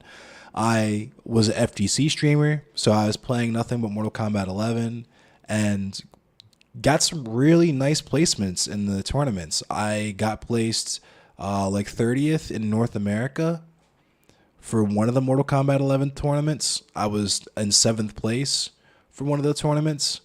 And this is out of like hundreds of people. Like, I think that particular tournament, I was like 7th out of 300, something like that. But I decided that I was going to lean a little bit more into politics. And like I said, at that point last year, my only frame of reference for what I thought was the premier leftist space, or rather a space where people could demonstrate their skills going back and forth, right, was Hippy Dippy. Even though I'd never seen it before, I knew Dylan was involved with it, and I trusted that Dylan wouldn't involve himself with things that were corny, not knowing him, not knowing anything about him, only going off of his content, right? So, Fade Runner, being a good friend and seeing what he thought was an opportunity for me, suggested to me, hey, you should try to hop on this. They're recruiting people for the main show. I said, cool. Sounds cool. I would love to be on a panel and somehow segue that into my own career where I focus on the mission. I make a safe space. I talk about black liberation, do all that stuff. So,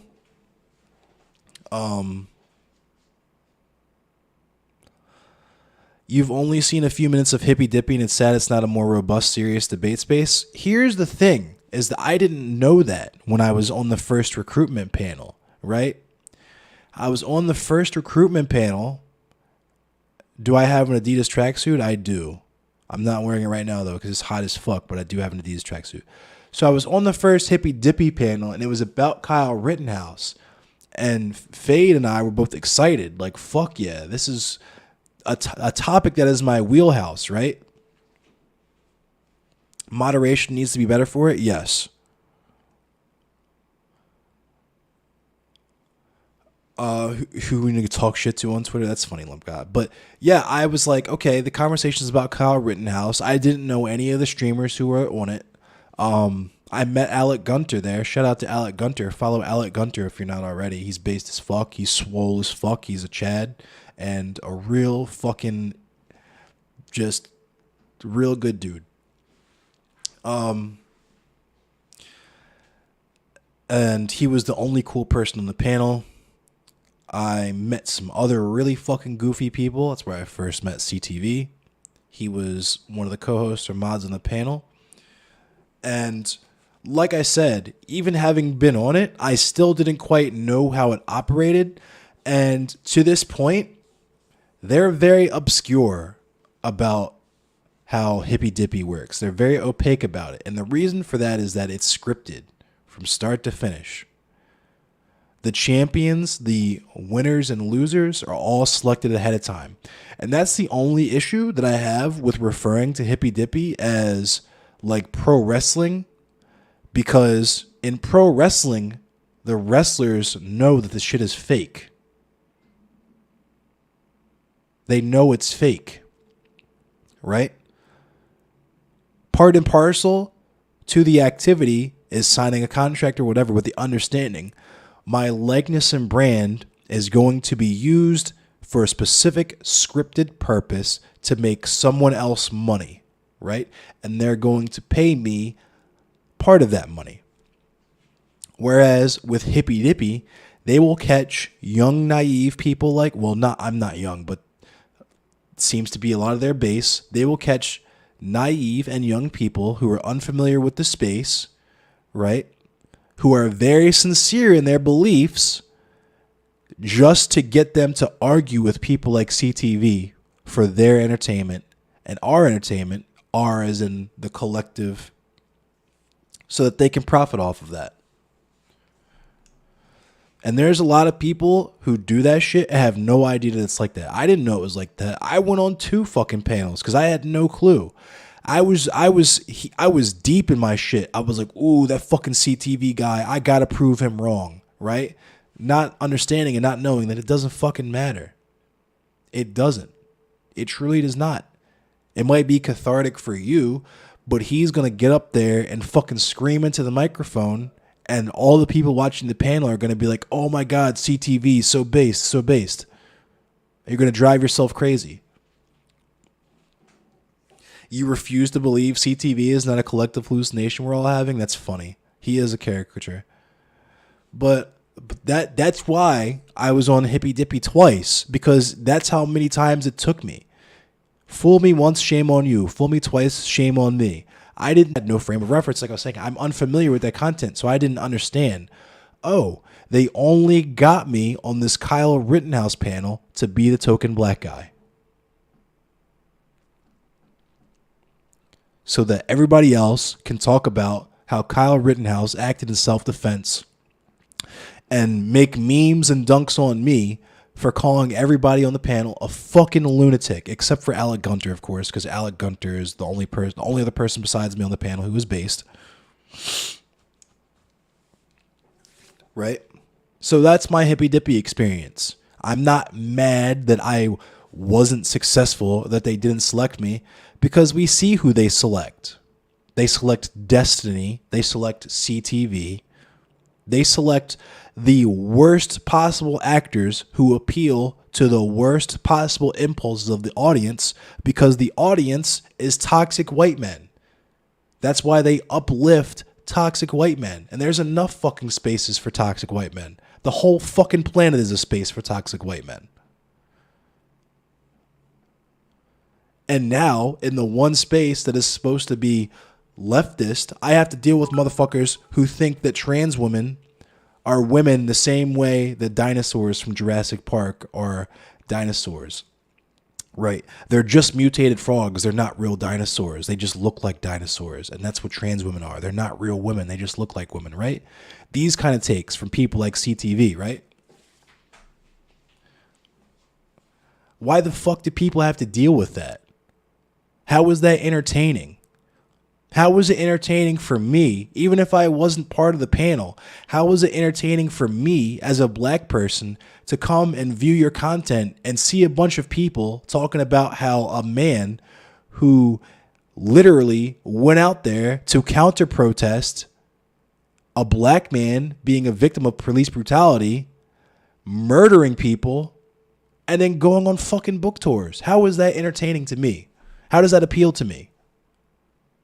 Except for to rile me up, get me emotionally charged, to try to come on so that you can farm me for content and make money off of my fucking misery. Right? That's what Hippy Dippy is. Like I said, you know what Destiny's doing right now? Destiny is streaming on a platform with a bunch of literal fucking Nazis. And I don't mean, anybody I don't agree with is a Nazi. I mean, there's a guy on there who says that black people have lower IQs because we have smaller brains. And this is a former Hippy Dippy champion.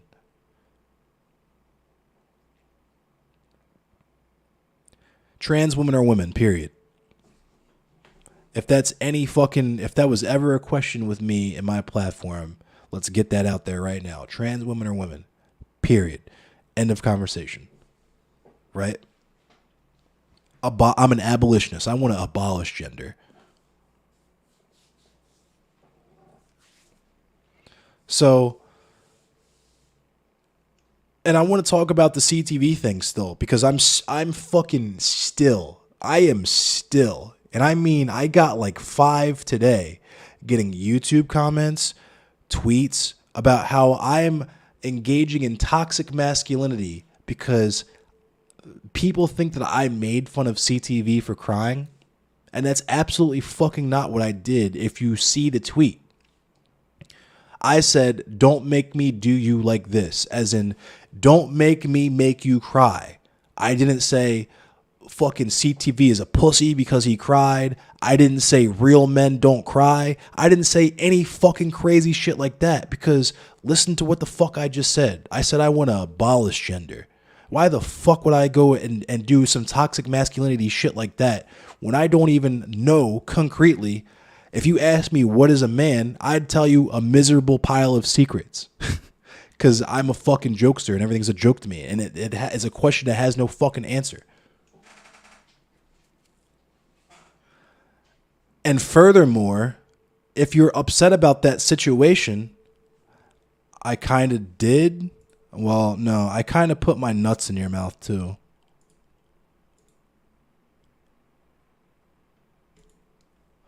Anyway,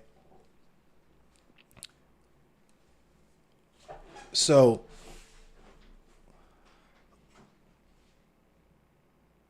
what I was about to get into is that why is it that we, like I said, we champion these people who appeal to the worst fucking impulses of the worst possible actors in the space, to the point where former champions are jumping the shark so fucking hard they're getting banned off the platform and have to stream with other literal fucking neo-Nazis, right? Knowing this, because like I said, I thought the shit was real. I thought it would be possible to see Josie as a Hippy Dippy champion, right? That would be fucking cool. I genuinely believed I could be Hippy Dippy champion, perhaps, maybe. But that's not how it works. You see, the people who generate the most clicks and clout are the people who get reigned champion. And we know in the space of toxic white men, that is always going to be other toxic white men. And what do we call that, ladies and gentlemen? And non-binary individuals, non-gender conforming individuals? That wouldn't possibly be white supremacy, would it? No. Oh, no. See, Hippy Dippy and Twitch politics is a post-racial space, right? You hear people like Sansol tell it, racism is not as bad as it was back then, and that's why he gets to call people subhuman. That's why he gets to say things like, Me advocating for rights and you individually getting them is just a sad consequence. He gets to say things like that and be accepted not as a bad actor because it's just funny. It's just entertainment, right? What is this? And so bolstering right-wing chugs for clicks and subs, yes, that's what it is. Hippy Dippy is a right-wing platform, and they don't even know it. That's the sad part. Or maybe they do, and they really are grifting. But here's the thing. Speaking specifically about CTV and that whole situation, you're going to come at me, right? You're going to come at me for pointing out the fact that CTV, the chronically tanked fucking veteran, is on Hippy Dippy getting drunk and crying and saying shit like, I don't care what color you are, it's all pink on the inside, saying shit like that. You're going to come at me like I'm wrong for pointing that out when you guys enable this motherfucker to do this every night. And this gets back into snake behavior, like I was saying. I'm a snake for not telling you to your face that I don't like you when I could just not fuck with you anymore. You're not a snake, though, for enabling CTV to fucking ruin his life and destroy himself and his body in front of hundreds of people. Right? That's not snake behavior at all. I'm sure he would view that as CTV doing him a favor or him doing CTV a favor. Right? Because it's all for entertainment. That's all it is. It's not political action. And those two things are not mutually exclusive. That it was never my bag, because that is another straw man that gets thrown at me, that I view myself as a messiah figure, or that I feel like I'm the only person doing actual political action. Everybody else is just fucking around. They will tell you themselves they don't do any political action. They're not doing boots on the ground shit. They just do political entertainment, right? And they're so fucking uneducated that they don't know where the word subhuman comes from. They just heard Daddy Destiny say it and it sounded funny, so they're going to repeat it like a child who doesn't know the definition of a word. It just sounds funny. Right? And this goes for all the other imaginable ills, the misogyny, the casual misogyny, right? Sansol calling Bink Princess a stupid bitch in the middle of a conversation. And of course he yeeted the VOD because can't have that now, can we? Because these people are they're, like I said, I don't care if you follow them. I hope you do, so you can see for yourself what these people are about and what they do. And you can decide for yourself whether or not you want to support them. But I called them bozos. And that's putting it lightly, because these people are truly bad actors in the space that make the space toxic, enable and allow toxicity in the space. And Dylan is going to wake up one day and find himself fucking surrounded by CTVs and Destinies and wondering what the fuck happened. Where did all the Josies go? Where did all the endless cemeteries go? Right? Because I'm coming off hard as a clout chaser. My name is in their mouth. Sexanus. The only mouth I'm worried about is yours. That's because I fucking put my dick in it. Because you're banned. No, these people, and that's the other thing, is that these people don't listen to my content. They don't know me. They don't care. This is all drama to them. They're going to call me a clout chaser no matter what I say. If I'm not a sycophant, if I'm not a parasocial fucking, fucking someone trying to come in and beg them for attention so that they might throw me a stray raid or some views or invite me onto their panel, If I have valid critique of them with, like I said, I don't have to fucking tell you to your face that I don't like you. You're not entitled to a conversation with me. Then you're a clout chaser. Because these people can't handle criticism. Exactly, Critical Ace 3. That's 1000% correct. The fact that a lot of minority streamers don't want to go on should be proof already, but they don't want to hear that because they don't watch us, because they don't fucking care about us. They don't. Dylan doesn't give a fuck about Paradigm. He refers to Paradigm as, didn't I just ban a guy because he was critical of me? Yeah, I did, and you're about to get banned too. Hold his dick.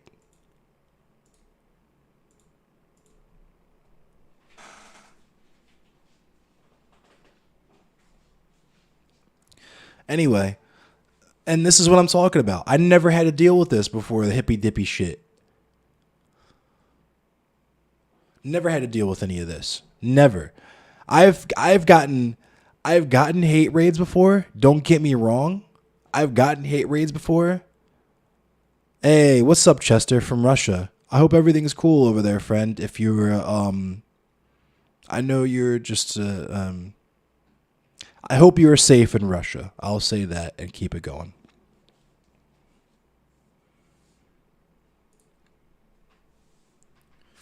Why do I think Prime hasn't had his all-women's panel in a while? Because he's a sex pest. Allegedly. Allegedly. But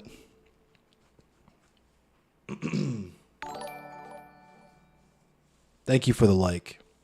But yeah. We have to go through this.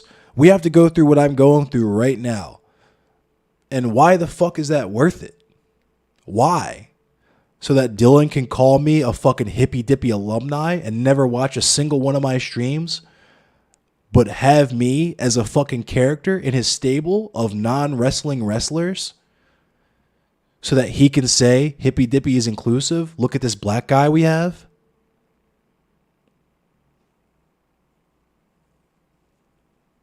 Yeah, Big Richie Lizzie actually is Jewish in real life, just so everyone knows. It's not racist. You don't understand English very well, you're just learning. It's okay, Chester.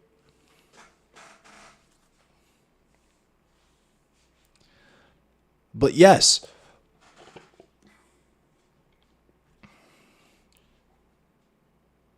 And when you have these criticisms, they want you to fail. Dylan asserted that I was going to fail, and I don't believe that. I don't believe he thought that for a second. And if Mr. Geek or Danabo thought that, they wouldn't have me on the first recruitment panel. I think he was hurt. I think his feelings were hurt, and he wants me to fail, but that's not going to happen. Because failure and success are relative. And success for me was something that I already had. Because I already had a dope community. I had an amazing community. And I participated in an amazing community with people like Critical Ace Theory, people like Seaweed. That's why I apologized to them at the very beginning of the stream, and I'm going to continue to apologize to them. That I even got involved in this fuckery. And now my community is just going to grow.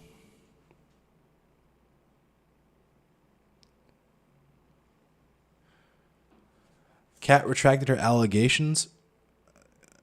Crucifying other dog. I'm so close to banning you, Canadian caller. I am so fucking close to banning you, Canadian caller. And yes, I am on YouTube. I am on YouTube / Endless Cemetery. I'm not going to get super into the Cat Prime Kai shit. Just know that fuck Destiny forever, and fuck Dylan for his moves in that and for his part in that. I'm the coward though, because I just don't want to engage with him anymore, and I can't. I don't have to tell him to his face that I don't like him. I don't like how he moves, and I don't like the people around him.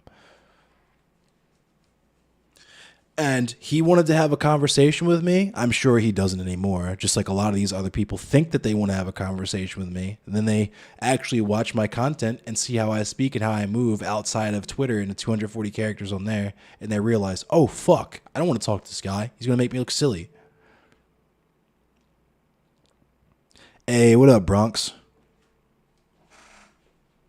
YouTube chat is trash.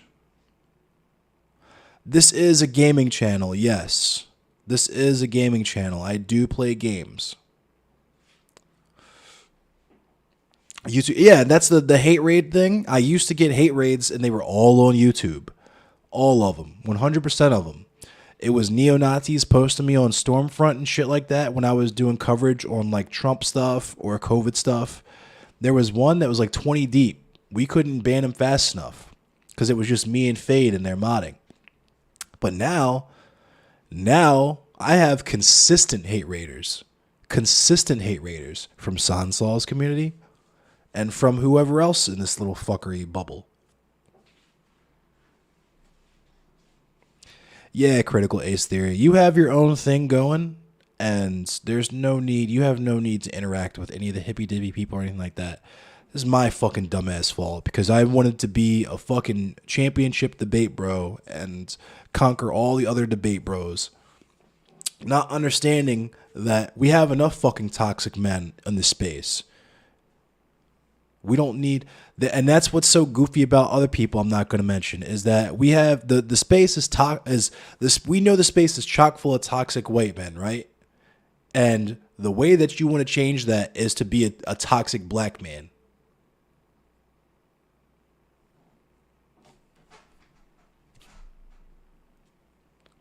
Who gives a fuck?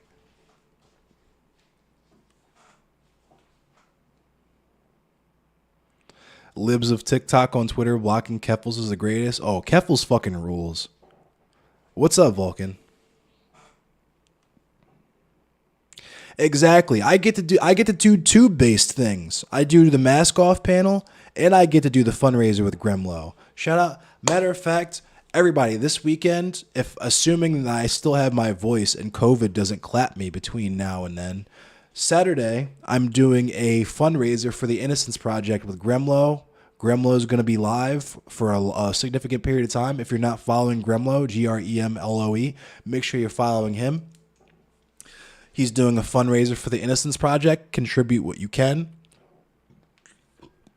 And then Sunday, we're doing a panel on masculinity. Coincidentally, since we're talking about toxic masculinity and the whole CTV thing. What's up, Yosarian? What's up, Grimpy? But yeah, that's the long and short of it. To sum it up, Twitch politics is so white.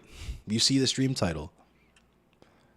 Whether we're talking about hippy dippy or whatever, the space is saturated with toxic white men. Whether we're talking about the panelists, the characters, the actors, or the audience, right? It enables and encourages and uplifts toxic white men. That's why the former hippy dippy champion is Destiny, a man who is currently streaming on the same platform as literal neo-Nazis. And the current champion is CTV, a man who does stuff like wave his fucking gun around on camera intentionally. Importantly, I must say, because he actually does this shit on purpose, gets drunk and says shit like, I don't care what color you are as long as it's all pink on the inside, or whatever fucking disgusting misogynistic shit that he says, right?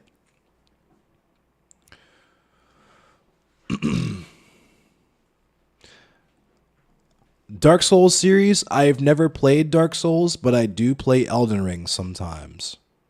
I might start playing Elden Ring again. Sugarfoot Thomas, you found me through the... I'm just going to start reading chat now because there's a lot of you here and I've talked for a long time and I feel like you guys get the picture. And the cemetery, I found you through the panel Cat hosted that Vosh posted on his channel. Convos like that are actually worth listening to. And that's all I want to do, bro. Well, I don't know. I don't want to gender you, but that's all I want to do. I just want to have cool conversations with cool people and build a dope community that is safe and friendly to black fucking radicals and the people that fuck with us. That's it. That's my main goal. Merrick, CTV pulled his gun out the first fucking panel that I was on with him. The first one on a Kyle Rittenhouse panel, no less. Real question, and your reminder that I'm close enough to Boomer. What the fuck does the way you move mean? Like I heard Bink the other day talking about Sansal, the way he moves is weird, or something like that. LOL, can I give?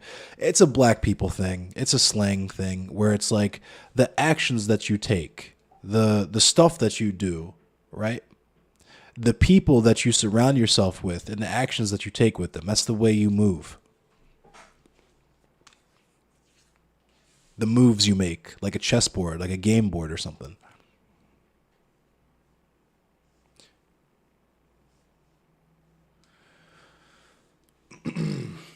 Yeah, exactly. Lump God said it. It's how you move is how you conduct yourself. Yes, someone's vibe. Yeah, their vibes. Yeah. And what's up, Mad Lad? Good to see you in here. Richie Lizzie, yeah. A cisgender white man from Wyoming, bro, and I think the space is dope. Oh, right on, Sugarfoot Thomas. Cool. Yeah, it's how you carry yourself. It's how you move. One should never pull their gun out on stream. Yes, I agree, which is why I don't do that shit. And speaking of the Fed conversation, there's a very specific reason why I don't do that shit. But when I do it by accident and I fucking delete the VOD specifically because I don't want that shit to be out there, it doesn't fucking matter when people like Dylan are going to broadcast that shit in front of 700 plus people because their feelings are hurt. And like I said, if he's going to do the right thing, he's going to take that VOD down because it makes him look bad, honestly. Clearly, it didn't affect my following. But like I said before, it's very peculiar to me that when we're doing mutual aid for Baltimore Food Not Bombs, he can't even be fucking bothered to turn his camera on or broadcast. He's been out in Ukraine or out in Poland for what, like a week? Taking fucking tourist pictures with Mr. Geek. Right? And we haven't seen a single fucking interview. Not a one. And like I said, I'm not passing judgment. I would like to provide him with the opportunity to do that work and show it to us if he's going to. But until such time occurs, I'm going to call him a fucking grifter. Not just for that, but also for everything that I mentioned with Hippy Dippy and how they move with that and how they treat that.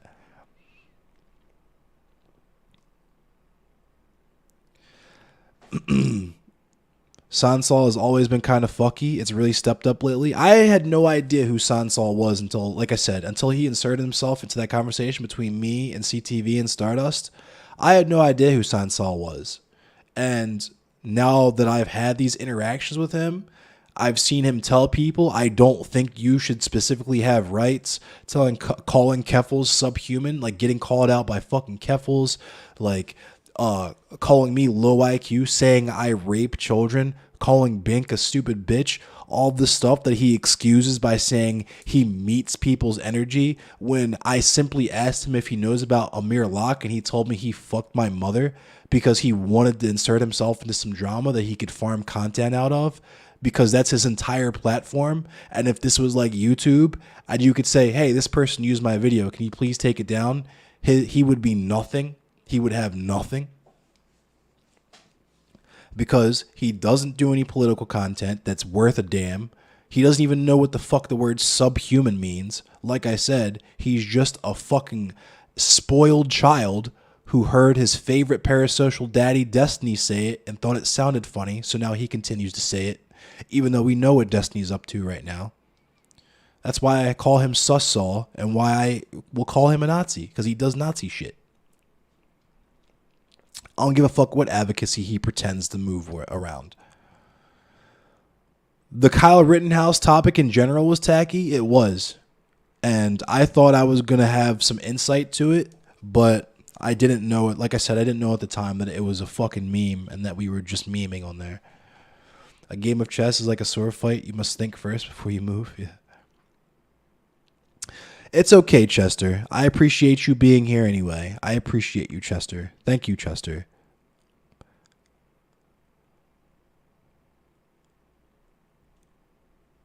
I've been nailing the problems in the Twitter poll space. It's absolutely true. I mean, I'm not here to fucking shit on anybody's riff. I'm not here to end anybody's career.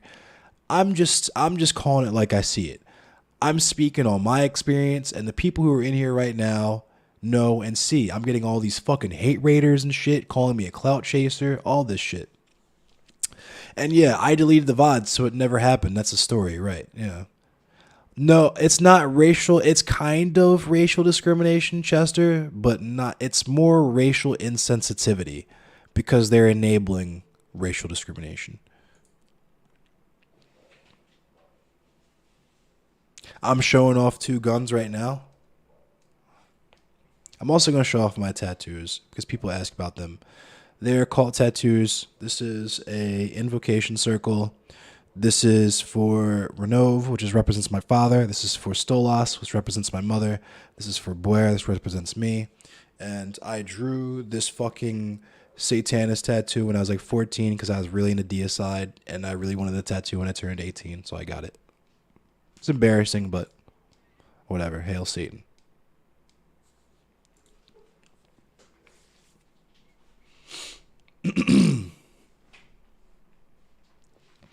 Erudite had the worst takes. See, that's what I'm saying. And yes, I did. That was part of why I unpublished the VOD. But yes, I don't know who. I don't even see. That's what I'm saying. I don't know who a lot of these people are. I don't know who Erudite is.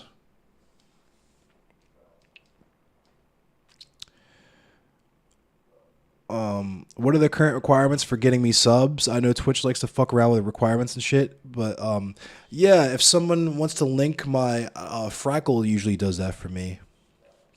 Let me find because I don't even remember what it is because I don't put anything on there. I have to. If you're in Twitch right now,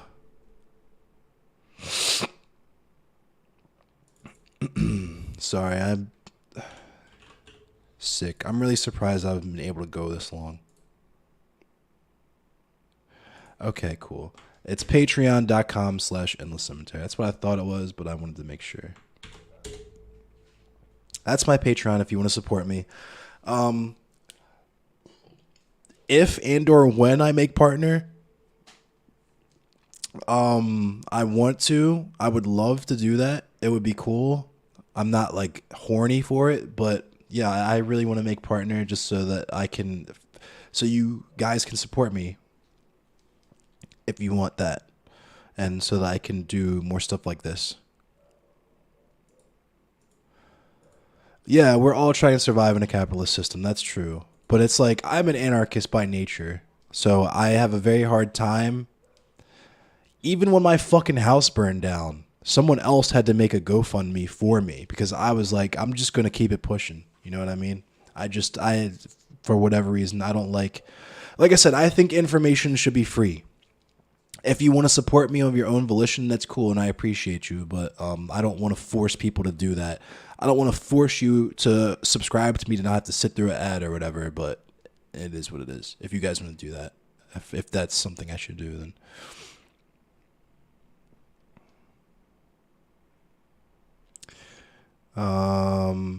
thank you, Rakib. And yeah, I think my next tattoo is going to be a brand of sacrifice on my neck where Guts has his.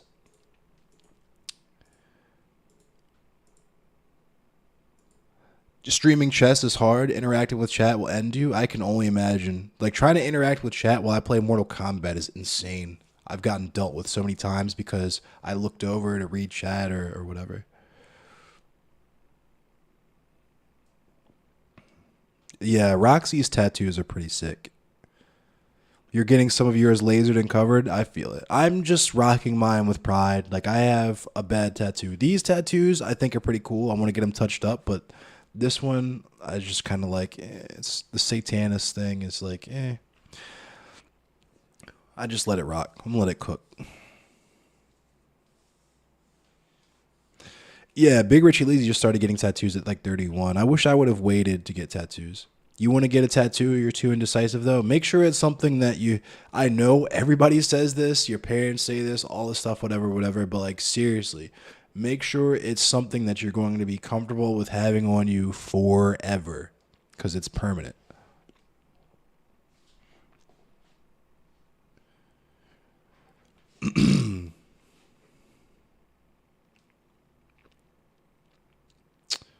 Roxy, I stand Roxy. The first band, like the first actual dope band that I was ever in, or that I tried to start, was with Roxy. Shout out to Roxy. Roxy's a fucking insane guitar player. Also a metalhead.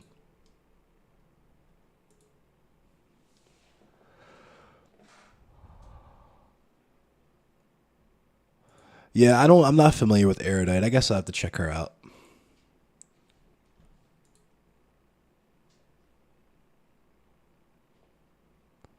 Yes, I love Berserk. Merrick, hold on. You'll like this.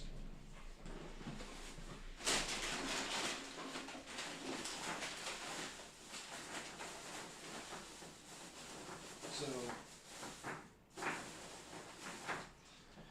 you all see my 3D printer in the background, right? So, this is the project that I was working on. This is the project that I was working on that was 3D printing.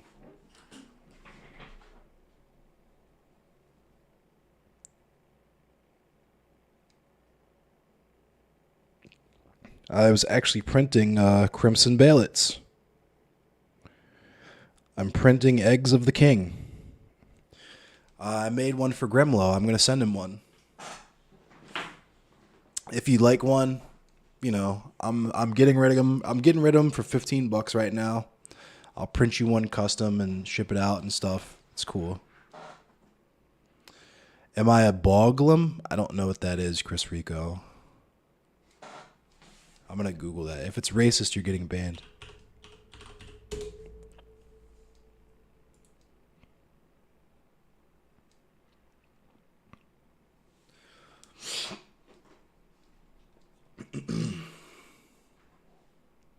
I don't know.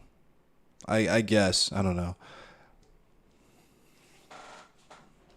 Yeah, I got into 3D printer last year. Or I got into 3D printing last year. It's okay, Chester. Chester, you're cool. I like you, Chester.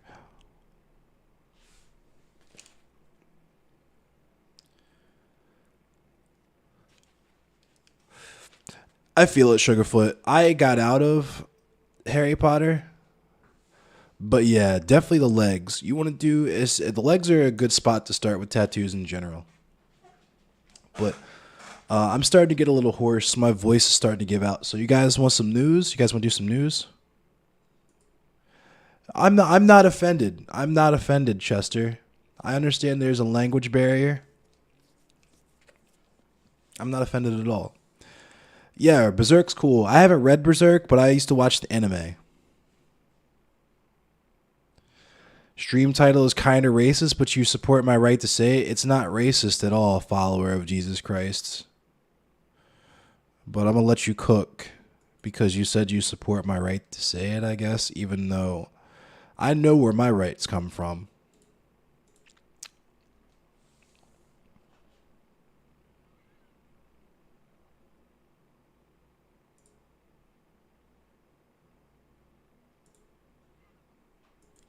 Don't ban. Oh, you banned him already. And what's up, OnlyFact? You said you banned him because he's goofy. Is that what it's come to? Are we getting to that point? Are we on Hassan time where now we just insta ban people?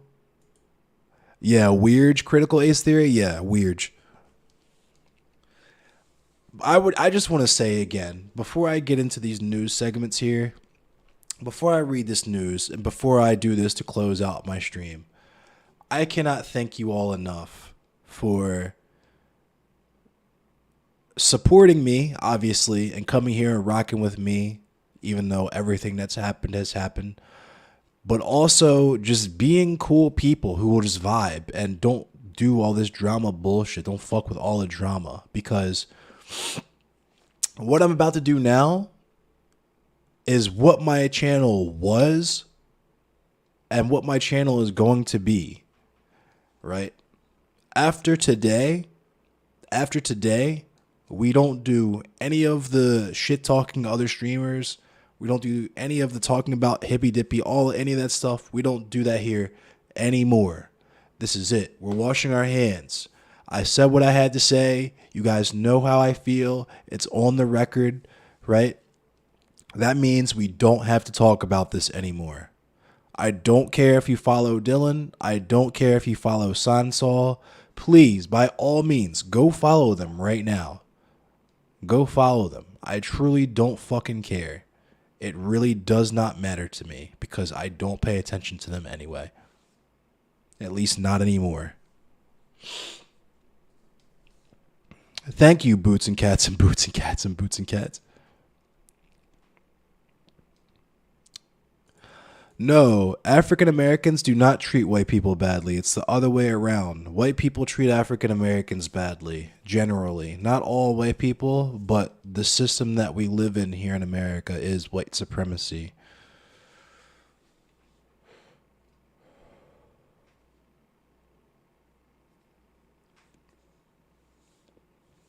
Twitch is fucked up with his metrics. It is.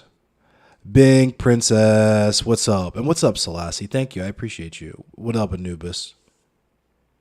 The dude's from Russia. I'm trying to be charitable. At least he says he's from Russia. Who knows? He could just be some troll in like Wisconsin or something.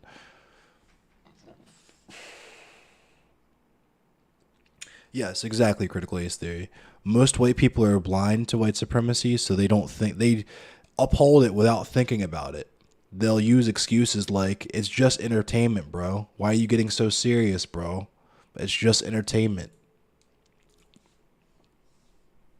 Anyway, let's do this news, and then I got to get out of here because I'm sweating. My fever is going crazy. My throat is sore. My voice is kind of going, and I'm thirsty, and I want some soup. I want some chicken noodle soup with a soda on the side. We're going to talk about first, hold on, because I know you guys, all right. I'm going to pull up this screen, and it's just going to have OBS on the screen. I bet you. It's not even going to be my main screen. Ready? Let's see. I knew it. Oh, wait. No, that ain't it. It's still the wrong display, but there we go.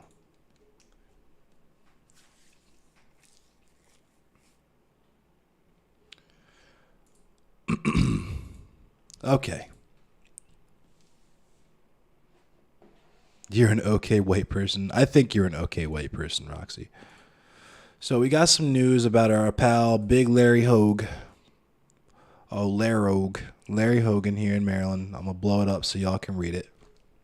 So, Larry Hogan tried to veto some things, and the legislation overrided the vetoes, which means that we get expanded abortion services, family, and medical leave coming to Maryland, which is always cool. My name is Endless. You can call me Endless.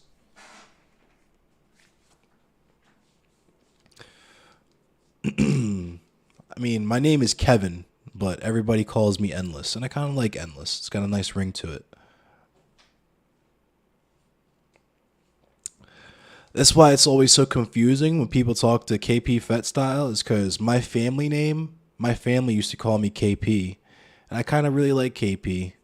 I told him to stop calling me KP to start calling me Kevin, and I kind of want to go back to KP, but anyway. Let me read this. Let me blow it up so y'all can read it too.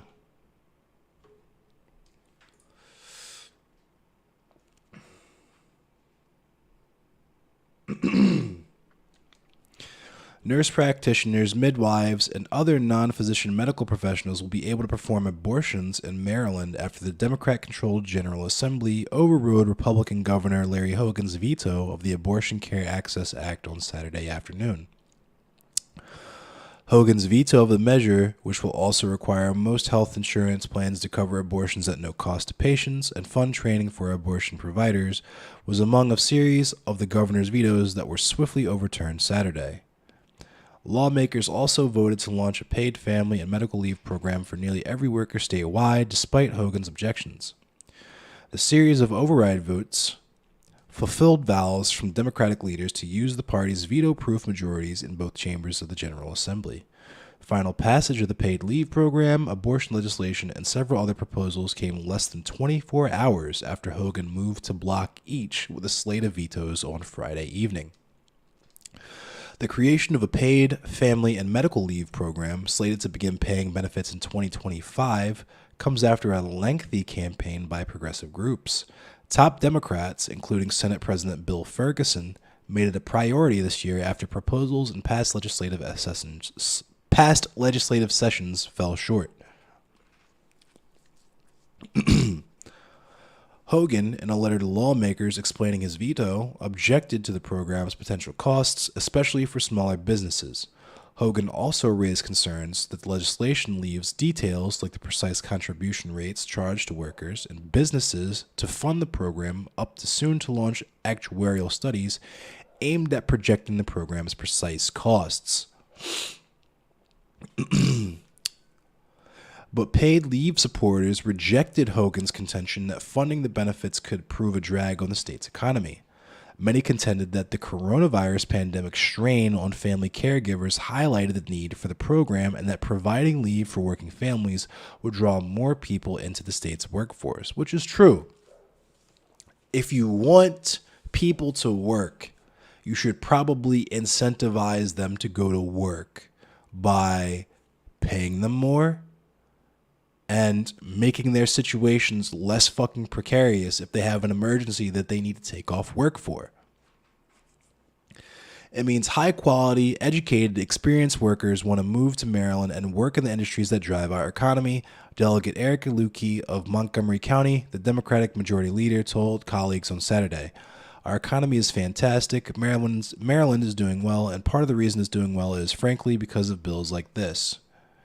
And Maryland has had a flight issue for a while, or at least Baltimore has. People have been leaving Baltimore it's wild. But the insurance program will offer workers up to 12 weeks paid time off to welcome newborn babies, take care of sick or ailing relatives, recover from medical issues, or prepare for a military deployment. New parents who also experience a separate illness or family crisis will be able to take an additional 12 weeks of leave. That's crucial. That's so crucial. It's 3 months. Can you imagine if you had a kid and you had 3 whole months to spend bringing your kid home and acclimating them and yeah, I feel like more people would have kids too. The program, with annual costs estimated in the hundreds of millions, will be funded by a payroll tax split between workers and businesses with more than 15 employees. Weekly benefits for workers claiming leave from the fund will be based on prior earnings but will be capped at $1,000 per week, although that figure will be adjusted in the future based on inflation. $1,000 per week is not too bad, depending on what your regular salary is.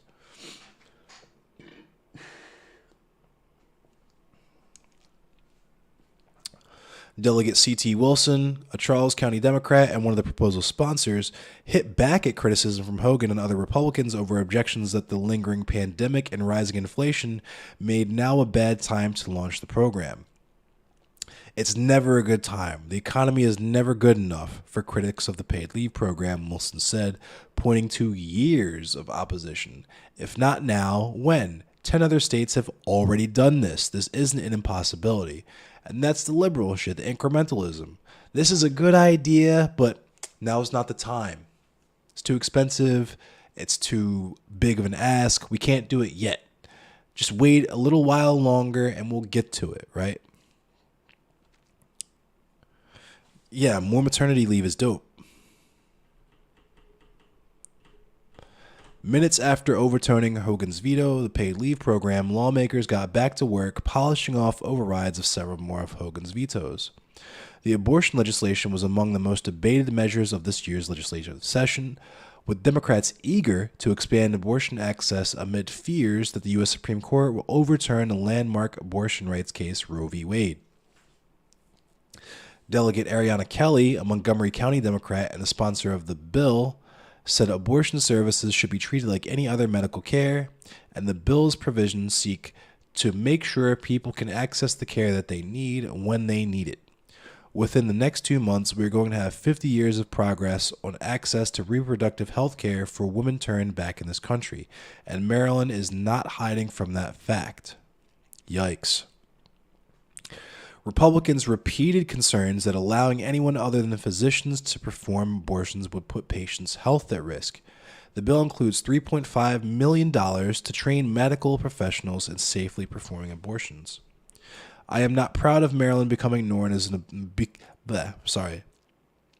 I am not proud of Maryland becoming known as an abortion destination, said Senator Mary Beth Carrozza, a Republican from the Lower Eastern Shore. Get fucked, Mary Beth. Get fucked. And get pregnant, so you need an abortion. But Democrats in the Senate had the minimum number of votes needed to override Hogan, 29, while the House advanced the bill to law with 97 votes, while more than the necessary 85. Lawmakers also brushed aside Hogan's objections to pass into law new requirements that police contact parents and provide an attorney before interrogating juveniles, a mandate for the Hogan administration to move forward with long-discussed plans to expand MARC passenger rail service, and an expansion of prevailing wage rules for government contractors. Lawmakers also overturned Hogan's vetoes of a bill to require licensed firearms dealers to take certain steps to secure their guns against potential thieves, and another bill that aims to shield appointed county public health officers from firing except for cause. That's pretty cool. I wish they would make Maryland not an at-will state, but it is what it is. Also, it's funny to me that the gun store thing, considering that Hanover Armory got fucking robbed and they got like mad ARs and pistols and shit stolen from them. Final votes to overturn Hogan's 2 remaining vetoes of separate measures to grant collective bargaining rights to public defenders and to allow Maryland Transit Administration police sergeants and supervisors to join the existing rank-and-file union. Oh my God. Are expected to come. I knew this couldn't all be good. Are expected to come on Monday. Lawmakers have until midnight on Monday to complete any veto overrides and wrap up legislative business before the General Assembly adjourns. And I should point out here that the police are not working class. They are class traitors. The police are not working class. They are class traitors. They do not have a union. They have a gang. That is what the police union is.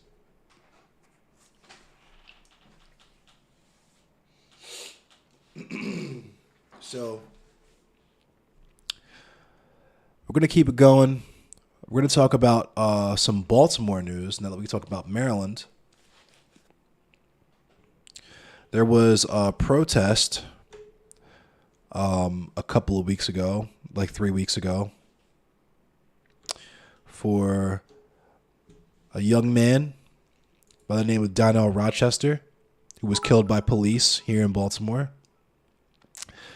Thank you for the follow. Tear it all down. I appreciate that name.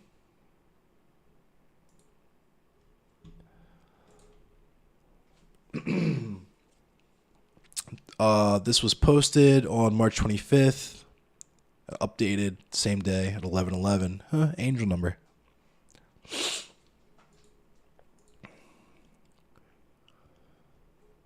Before I get into this, let me read chat really quick because you guys were going crazy and I couldn't read it because I was reading the thing.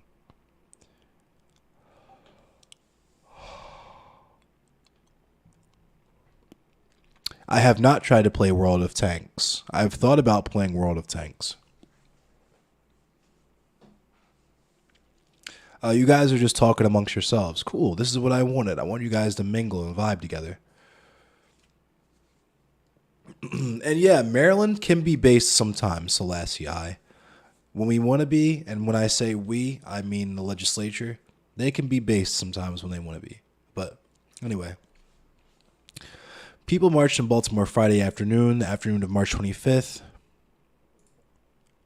Wait, was it? Anyway, people marched in Baltimore Friday afternoon. What the fuck is happening? People marched in Baltimore Friday afternoon to protest the death of 18-year-old Donnell Rochester, who was fatally shot by a Baltimore police officer on February 19th. A Justice for Donnell Rochester rally started on East Cold Spring Lane and continued to City Hall, according to a flyer.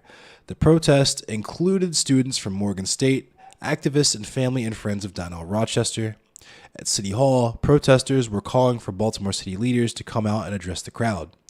The mayor is here because of our votes. I want him to fight for the people that he said he was going to fight for, a protester said. I went to high school with Donnell. I'm here for him. He mattered. He was smart. He was funny. His blood cries out from the ground. That was my friend. That's so touching. Demonstrators were shouting and carrying signs. They are demanding answers from police on whether proper protocols were followed. We just want answers, a speaker said. Let us talk to you. We just want a conversation. Are you fucking kidding me? They killed this person? Are you fucking kidding me? This person looks so fucking based. Arrest the cop or resign, a chant said. Arrest the cop that murdered Donnell, another chant stated. No justice, no peace was another.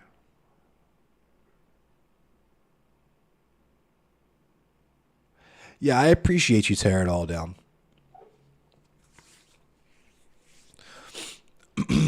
Donnell Rochester's mother, Danielle Brown, was involved in the protest. She is seeking those same answers. My son didn't deserve it at all. Like, not at all, Brown said. He wasn't no criminal. He was no thug. He never sold drugs. He wasn't a bad person. And to not have him here no more with me, it's like a nightmare. They killed him for nothing. Jesus Christ, dude. Mayor Scott, we have a problem. Protesters take their march for Donnell Rochester to the front doors of Baltimore City Hall. They're calling on Mayor B. Scott this is our mayor in Baltimore City, to come out and address the crowd. They're calling February shooting by police an injustice. They have the pride flags out. Damn, yo, I'm about to start tearing up. This is fucking crazy, dog. We have a right to demand not only accountability, but we have a right to demand for atonement. This family is here because we deserve to get some real justice and some real answers. Black people are done dying. Black families are done. We want answers.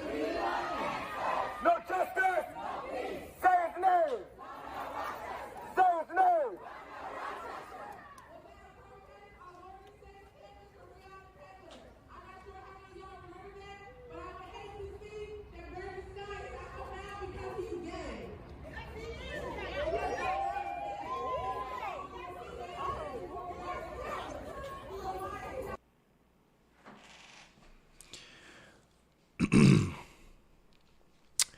Another protester delivered a message to Baltimore Mayor Brandon Scott. Mayor Scott, we have a problem, a protester said. We are coming to you as black individuals asking to live and breathe. We're not going to go home until we get justice. What I want is for justice to be served, Brown said. I want those officers that shot my kid in jail, not no administrative leave. That's what I want. Rochester was shot by police officers after allegedly attempting to run over an officer with a car, police said, which is... Jesus fucking Christ, dude. You're not supposed to shoot at a moving vehicle. If we believe in all of the police protocol, right? If we genuinely believe that police are not just there to fucking kill us and they have procedure to follow, you are not supposed to shoot a moving vehicle. Period.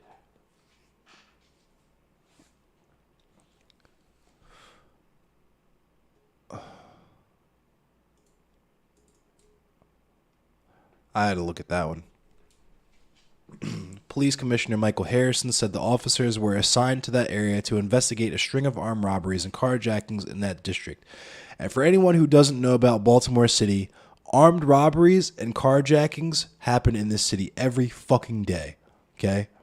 If you address the poverty, that shit might not happen. If you give kids something to fucking do, that might not happen. Shortly after 3 p.m. on February, license plate readers alerted officers to a person who had a warrant open for a robbery.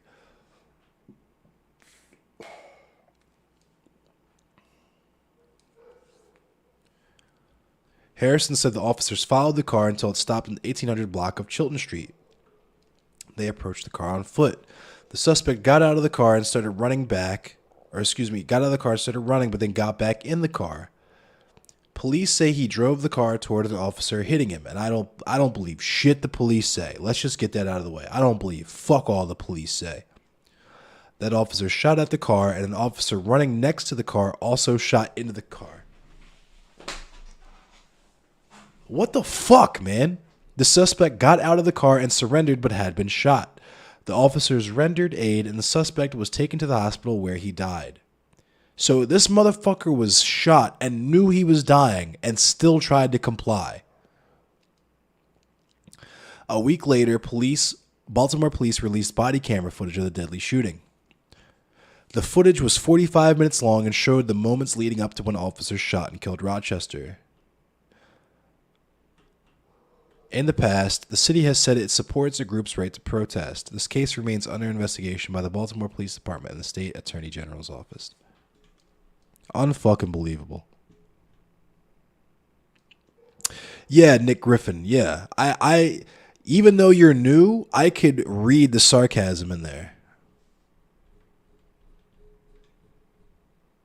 Because we all know that the police don't give a fuck about rendering aid. And I'll drop the link to that article in chat.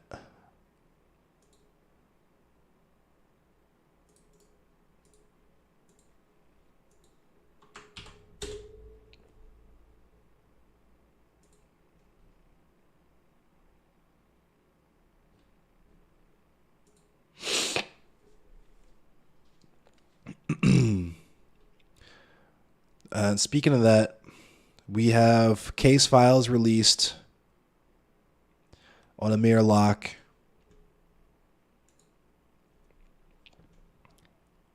We're not watching that. Newly released body camera videos by state. Yeah, Elijah McClain died because of police's aid. Fuck the police. Abolish them.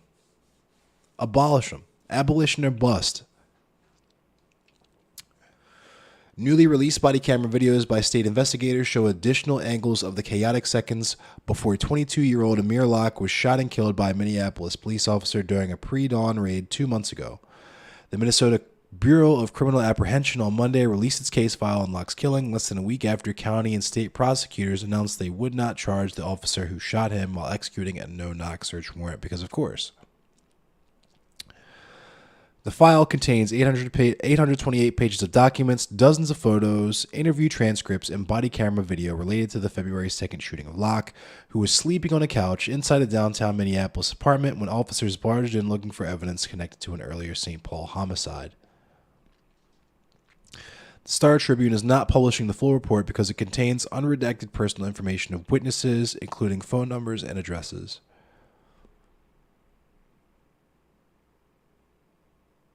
It's fucked up.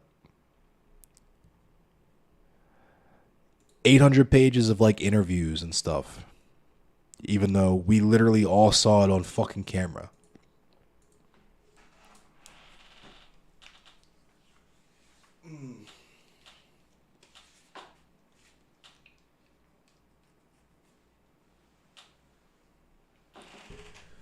Yeah, it was, with Elijah McClain, it was the paramedics too, because they could be just as fucking shuddy and ridiculous.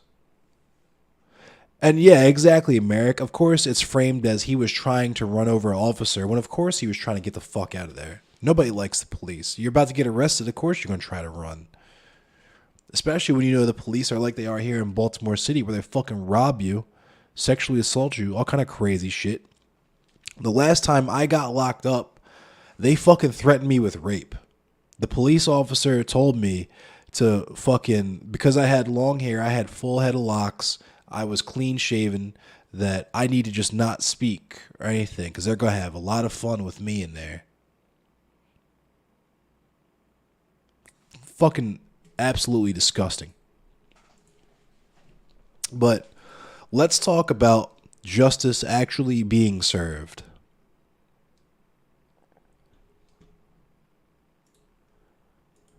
With the person who assassinated Thomas Sankara actually being sentenced to prison.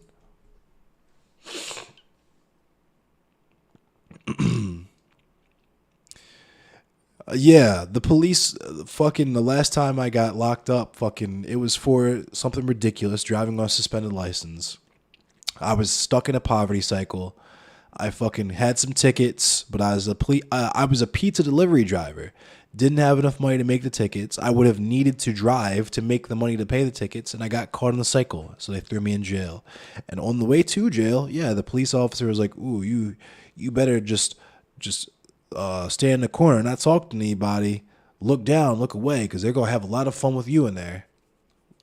Like implying, like not even implying, saying everything but you're about to get raped in prison. You're about, well, not prison because it wasn't prison, but basically telling me they're going to try to rape you in jail. You're about to get raped in jail. What's up, Oopzilla? That's a fucking based ass fucking emote, and I want that shit. Holy fuck, is that Thomas Sankara emote based? Oh my god. And yeah, I got locked up for driving on suspended. You had a cop that used to be into you confessing they just beat people up for fun, just willing to admit it in text. Yeah, I had a friend that I stopped speaking to because they were a cop down in Louisiana, and they used to tell me stories about people like crackheads and shit that they used to just chase down and beat up and stuff. And it's like, dog, you were a fucking scumbag. I don't want to hear this shit. Last week, Blaise Compaoré was jailed for his role in the murder of Burkina Faso's revolutionary leader Thomas Sankara. But real justice can only be won by a movement that fights to bring back Sankara's socialist vision back to life. This is where people like you come in. Seriously, you just want everyone else to be able to experience police like you do. Never in your life have you been afraid of the fucking police. Fucker pulled up to my buddy and I spoken, your buddy and you smoking a joint. You dropped it and stamped it out, and you were like, "What's the problem, officer?" Oh no, abolish the police. Like, the police are specifically in the community to take power away from the community. Frackles talked about this before. We don't need the police. See, here's the thing. I'm going to talk, before I get into this Thomas Sankara stuff, I'm going to give you a little background. You see this flag behind me? That's for the county I grew up in. It's Baltimore County. I grew up in a very well-to-do area called Relay. It's one of the first train stations in the entire country, in the history of the country. And put it this way. The street that I live on was called Rolling Road because that's where the slaves rolled the hogsheads of tobacco to the harbor at Fells Point. There was a lot of money there, and fucky things from the burbs would happen there. Fucking big kids stealing my bike, you know what I mean? People fucking dinging and ding-dong ditching, you know, all that kind of stuff, and the police were never called. The police were never called. It was always handled by the community within the community. Whether somebody fucking found dope in their kid's dresser or whatever. Because we do have a heroin epidemic in Baltimore. And, you know, it can be done. A society without police can be done. I've seen it. You just need for people to not have the desire to fucking commit crimes in the first place. You have to not make people so fucking desperate where they think their only options are robbery or selling drugs or these types of things. What up, Wampa Stompa? What up? Yes, exactly. In the situation in Brooklyn, the police were fucking useless. I bet if the dude that did that shooting had jumped the turnstile, they would have caught his ass. You're white, but you're a sex worker, so you know they're all pigs and rapists. Fuck the police, 100%. Yeah, Merrick, I'm sure you know. Yeah, fuck yeah. If you're a sex worker, fuck yeah. Sex work is work. Let's just throw that out there too. It's not. It's valid work. If you have a problem with that, then fucking argue with your mother. Don't argue with me, because I'm not here to argue facts.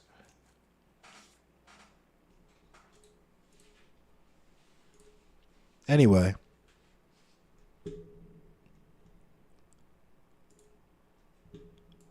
after a drawn-out legal battle lasting almost 3 decades, former president of Burkina Faso, Blaise Compaoré, was last week sentenced to life in prison for his role in the 1987 coup d'etat that toppled Pan-African Marxist revolutionary Thomas Sankara. I am proud to have a country where justice works, declared Sankara family lawyer Guy Ervicam upon delivery of the verdict. But with the death of Sankara snuffing out the Burkinabe revolution before it could truly come to fruition, and its lead conspirator tried only 30 years after the fact, some feel the justice served is a limited one. For anyone who doesn't know, Thomas Sankara was Africa's Che Guevara. I'm sure they're going to talk about this in the the article I'm about to read, but he vaccinated children, he rooted out corruption, he armed and educated the populace. Thomas Sankara was fucking based. Absolutely fucking based. Have a good night, Vulcan. They used to write NHI on our murders. No humans involved in the Jesus Christ, Merrick. That's so... Yeah, that's insanely evil. But I'm not even surprised because it's America. Anyway,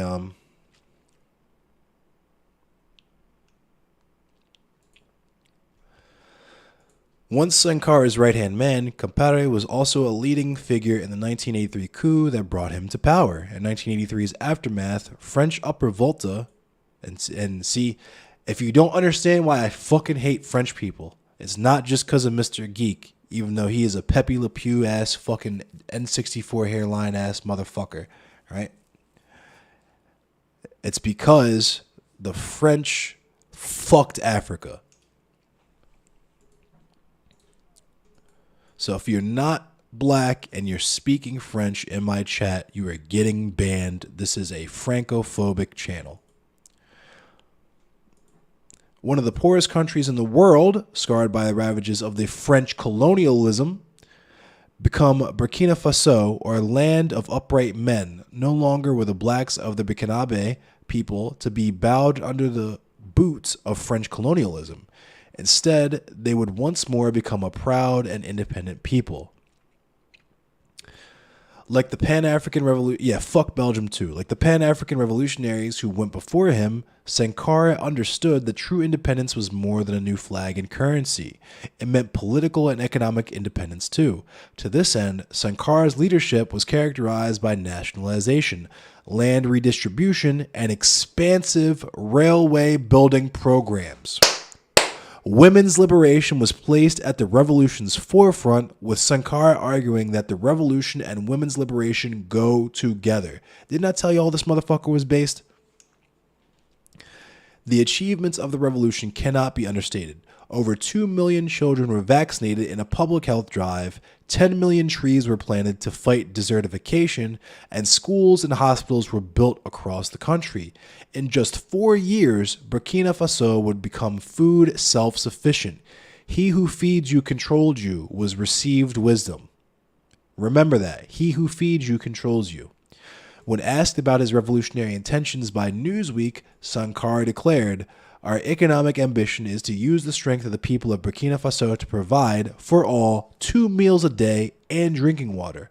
Above all, Sankara showed the world that all this was possible without neocolonial assistance from the International Monetary Fund or the World Bank. Thank you, Drozy. I appreciate you. His ambitious programs were matched by a personal approach that eschewed the trappings afforded by power.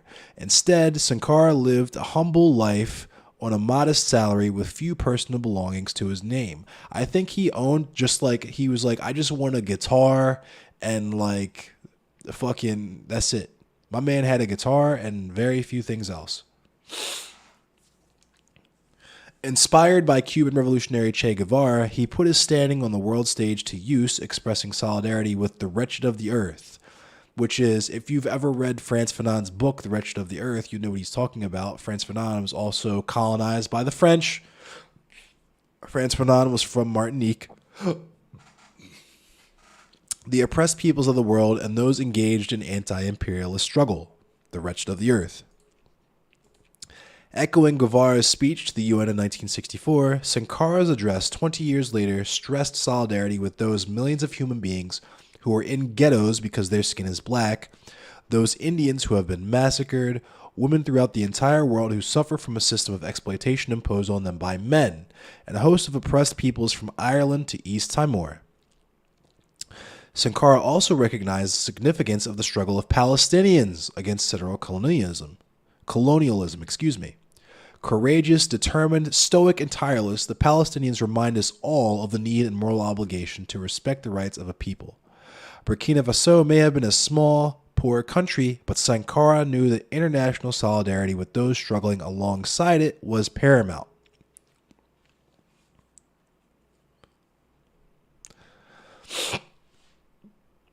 To those familiar with coups against socialist African leaders, the reversal that took place following the assassination comes as no surprise. After Sankara was gunned down in the nation's capital of Ouagadougou, Compaoré set about undoing the progress achieved by the revolution. Nationalized state entities were privatized, and Burkina Faso was re-delivered into the clutches of the IMF. This is how the feds operate.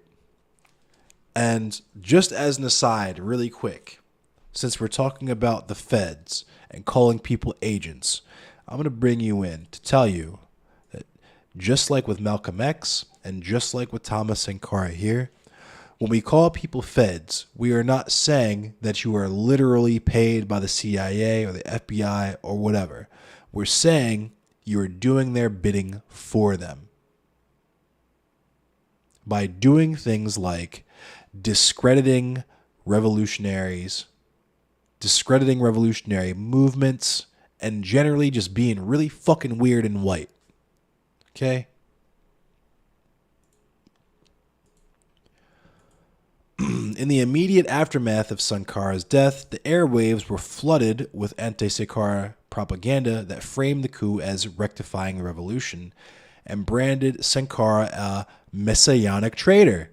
Who have you heard call me a messianic figure or refer to me as thinking that I am a messiah? Fed shit. But few people on the ground believe the stories about the man who lived such a humble life, particularly delivered by Compaoré and his supporter base, mainly comprised of old social elites and tribal chiefs. Corruption again became the order of the day, and the widespread repression of pro-Sankara loyalists, journalists, student activists, and ordinary citizens ensured the survival of the post-coup government. Bonds with the old colonial oppressor, France, were also reforged under Compaoré's leadership. Compaoré was widely received in Paris in contrast with his predecessor and strengthened ties with Francophone. That's so fucking French. Get the fuck out of here. The commander of Sankara's, you guys can't read that, can you?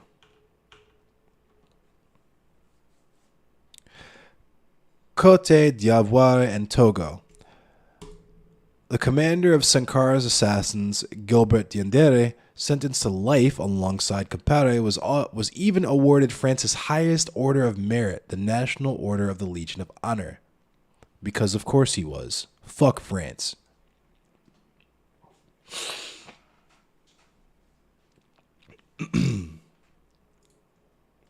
Yeah, these people, and that's what I'm saying, Bomb Threat. These people joke around, and that's what's crazy is that in the VOD that he shared, where he was super fucking upset and in his feelings that he had to share the VOD, 30 minutes before that conversation, Bink and I both described what it means when a person on the left calls you a fed, why black people specifically call people feds. We explain all of this, but they still have to play that game and pretend because they refuse to self-reflect on their actions. Unable to stamp out the widespread admiration for Sankara, however, Compaoré's government recognized him as a national hero in 1991. Outside of Burkina Faso too, his uncompromising integrity and the tragic circumstances of his downfall have earned Sankara a popularity that endures today. A monument dedicated to Sankara and other national heroes was inaugurated as recently as 2010, and Sankara's grave remains the site of constant visits. On the 20th anniversary of his death in 2007, Sankara's exiled widow, Mariam, returned to Burkina Faso for the first time and was met by thousands as she laid flowers at her husband's resting place. The spirit of Sankara was again in the air 7 years later when a popular uprising successfully ousted Compaoré from government after 27 years in power. Sankara's popularity in Burkina Faso even comes across in fashion, with a danfani, a traditional fabric commonly associated with Sankarism, worn widely in the aftermath of 2014. The sentence handed to Compaoré is the culmination of a decades-long struggle for justice, however bittersweet it may be. Sankara joins the ranks of African visionaries such as Kwame Nkrumah and Patrice Lumumba, and the idea of a unified Africa free from neo-colonial control drifts slowly into the territory of what could have been. Burkina Faso is still plagued by political instability, evidenced by the military coup that took place in January this year. What's more, the French government refuses to acknowledge playing a role in the 1987 coup and keeps classified documents pertaining to Sankara's assassination under lock and key. Imagine that. French President Emmanuel Macron pledged the declassification of these documents in 2017, but they have yet to materialize because, of course, Compaoré and his accomplices may have been served justice, but the colonial oppressors that facilitated his coup have yet to be held accountable. Amid this bleak picture, however, is a sliver of optimism. The 2014 uprising demonstrates that Sankara may be dead, but the dream of an independent Burkina Faso, where its people stand proudly with backs unbent, lives on. As Sankara himself said before his assassination, ideas cannot be killed. Ideas never die. Blaise Compaoré's sentence is one step towards justice, but only the liberation of Africa from the hands of neocolonialism and a reckoning brought to the old colonial powers can provide the real justice Sankara deserves. And that's that. Thanks for rocking with me, everyone. That's my time. I'm going to go to sleep. I'm wiped. I'm going to read chat really quick and hang out with y'all for a sec. Frantz Fanon is extremely base, yes. Fuck the Francos. Yeah, fuck those fucking toad-sucking, fucking Pepe Le Pew, fucking long cigarette chain smoking, fucking beret wearing, fucking baguette fucking munching pieces of shit. Fuck them. Richard Medhurst recently. You're watching Richard Medhurst. You learned about the CFA in French? Right on. Yeah. This man, Thomas Sankara, was about to fucking completely unite Africa, the whole continent. Battle of Algiers is a highly regarded film on this subject. Yeah, I'm going to check that out. And yes, Sugarfoot Thomas, the movements do get whitewashed, like with MLK. Medhurst is state-funded, just not by a Western state. Oh, yikes. Can I post the Sankara article? Yes, I can. I'll do that for you all. Hang on.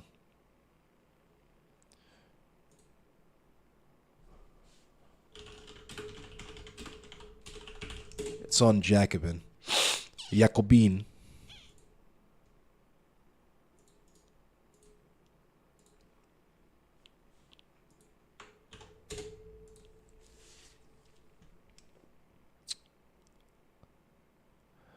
Never let them smear true anti-imperialist legacies. Never, ever, could never. And you guys have a good night. Good night, comrades. We're going to see who we're going to raid out now. Once again, thanks for rocking with me, everyone. I truly appreciate you all. The Maginot Line was a dumb idea. Yeah.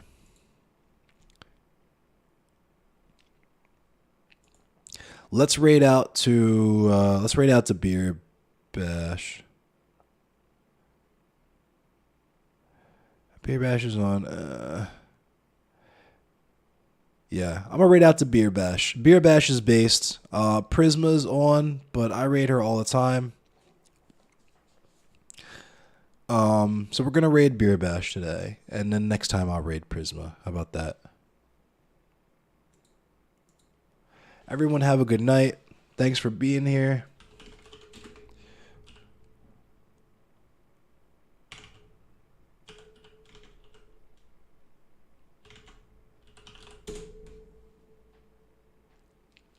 And yep. I'll see you guys Friday if I'm not fucking absolutely blasted with COVID.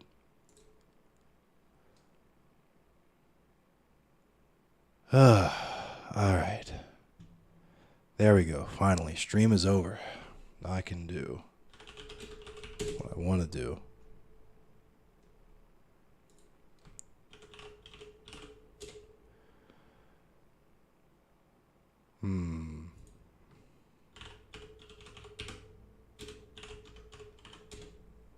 Oh, yeah.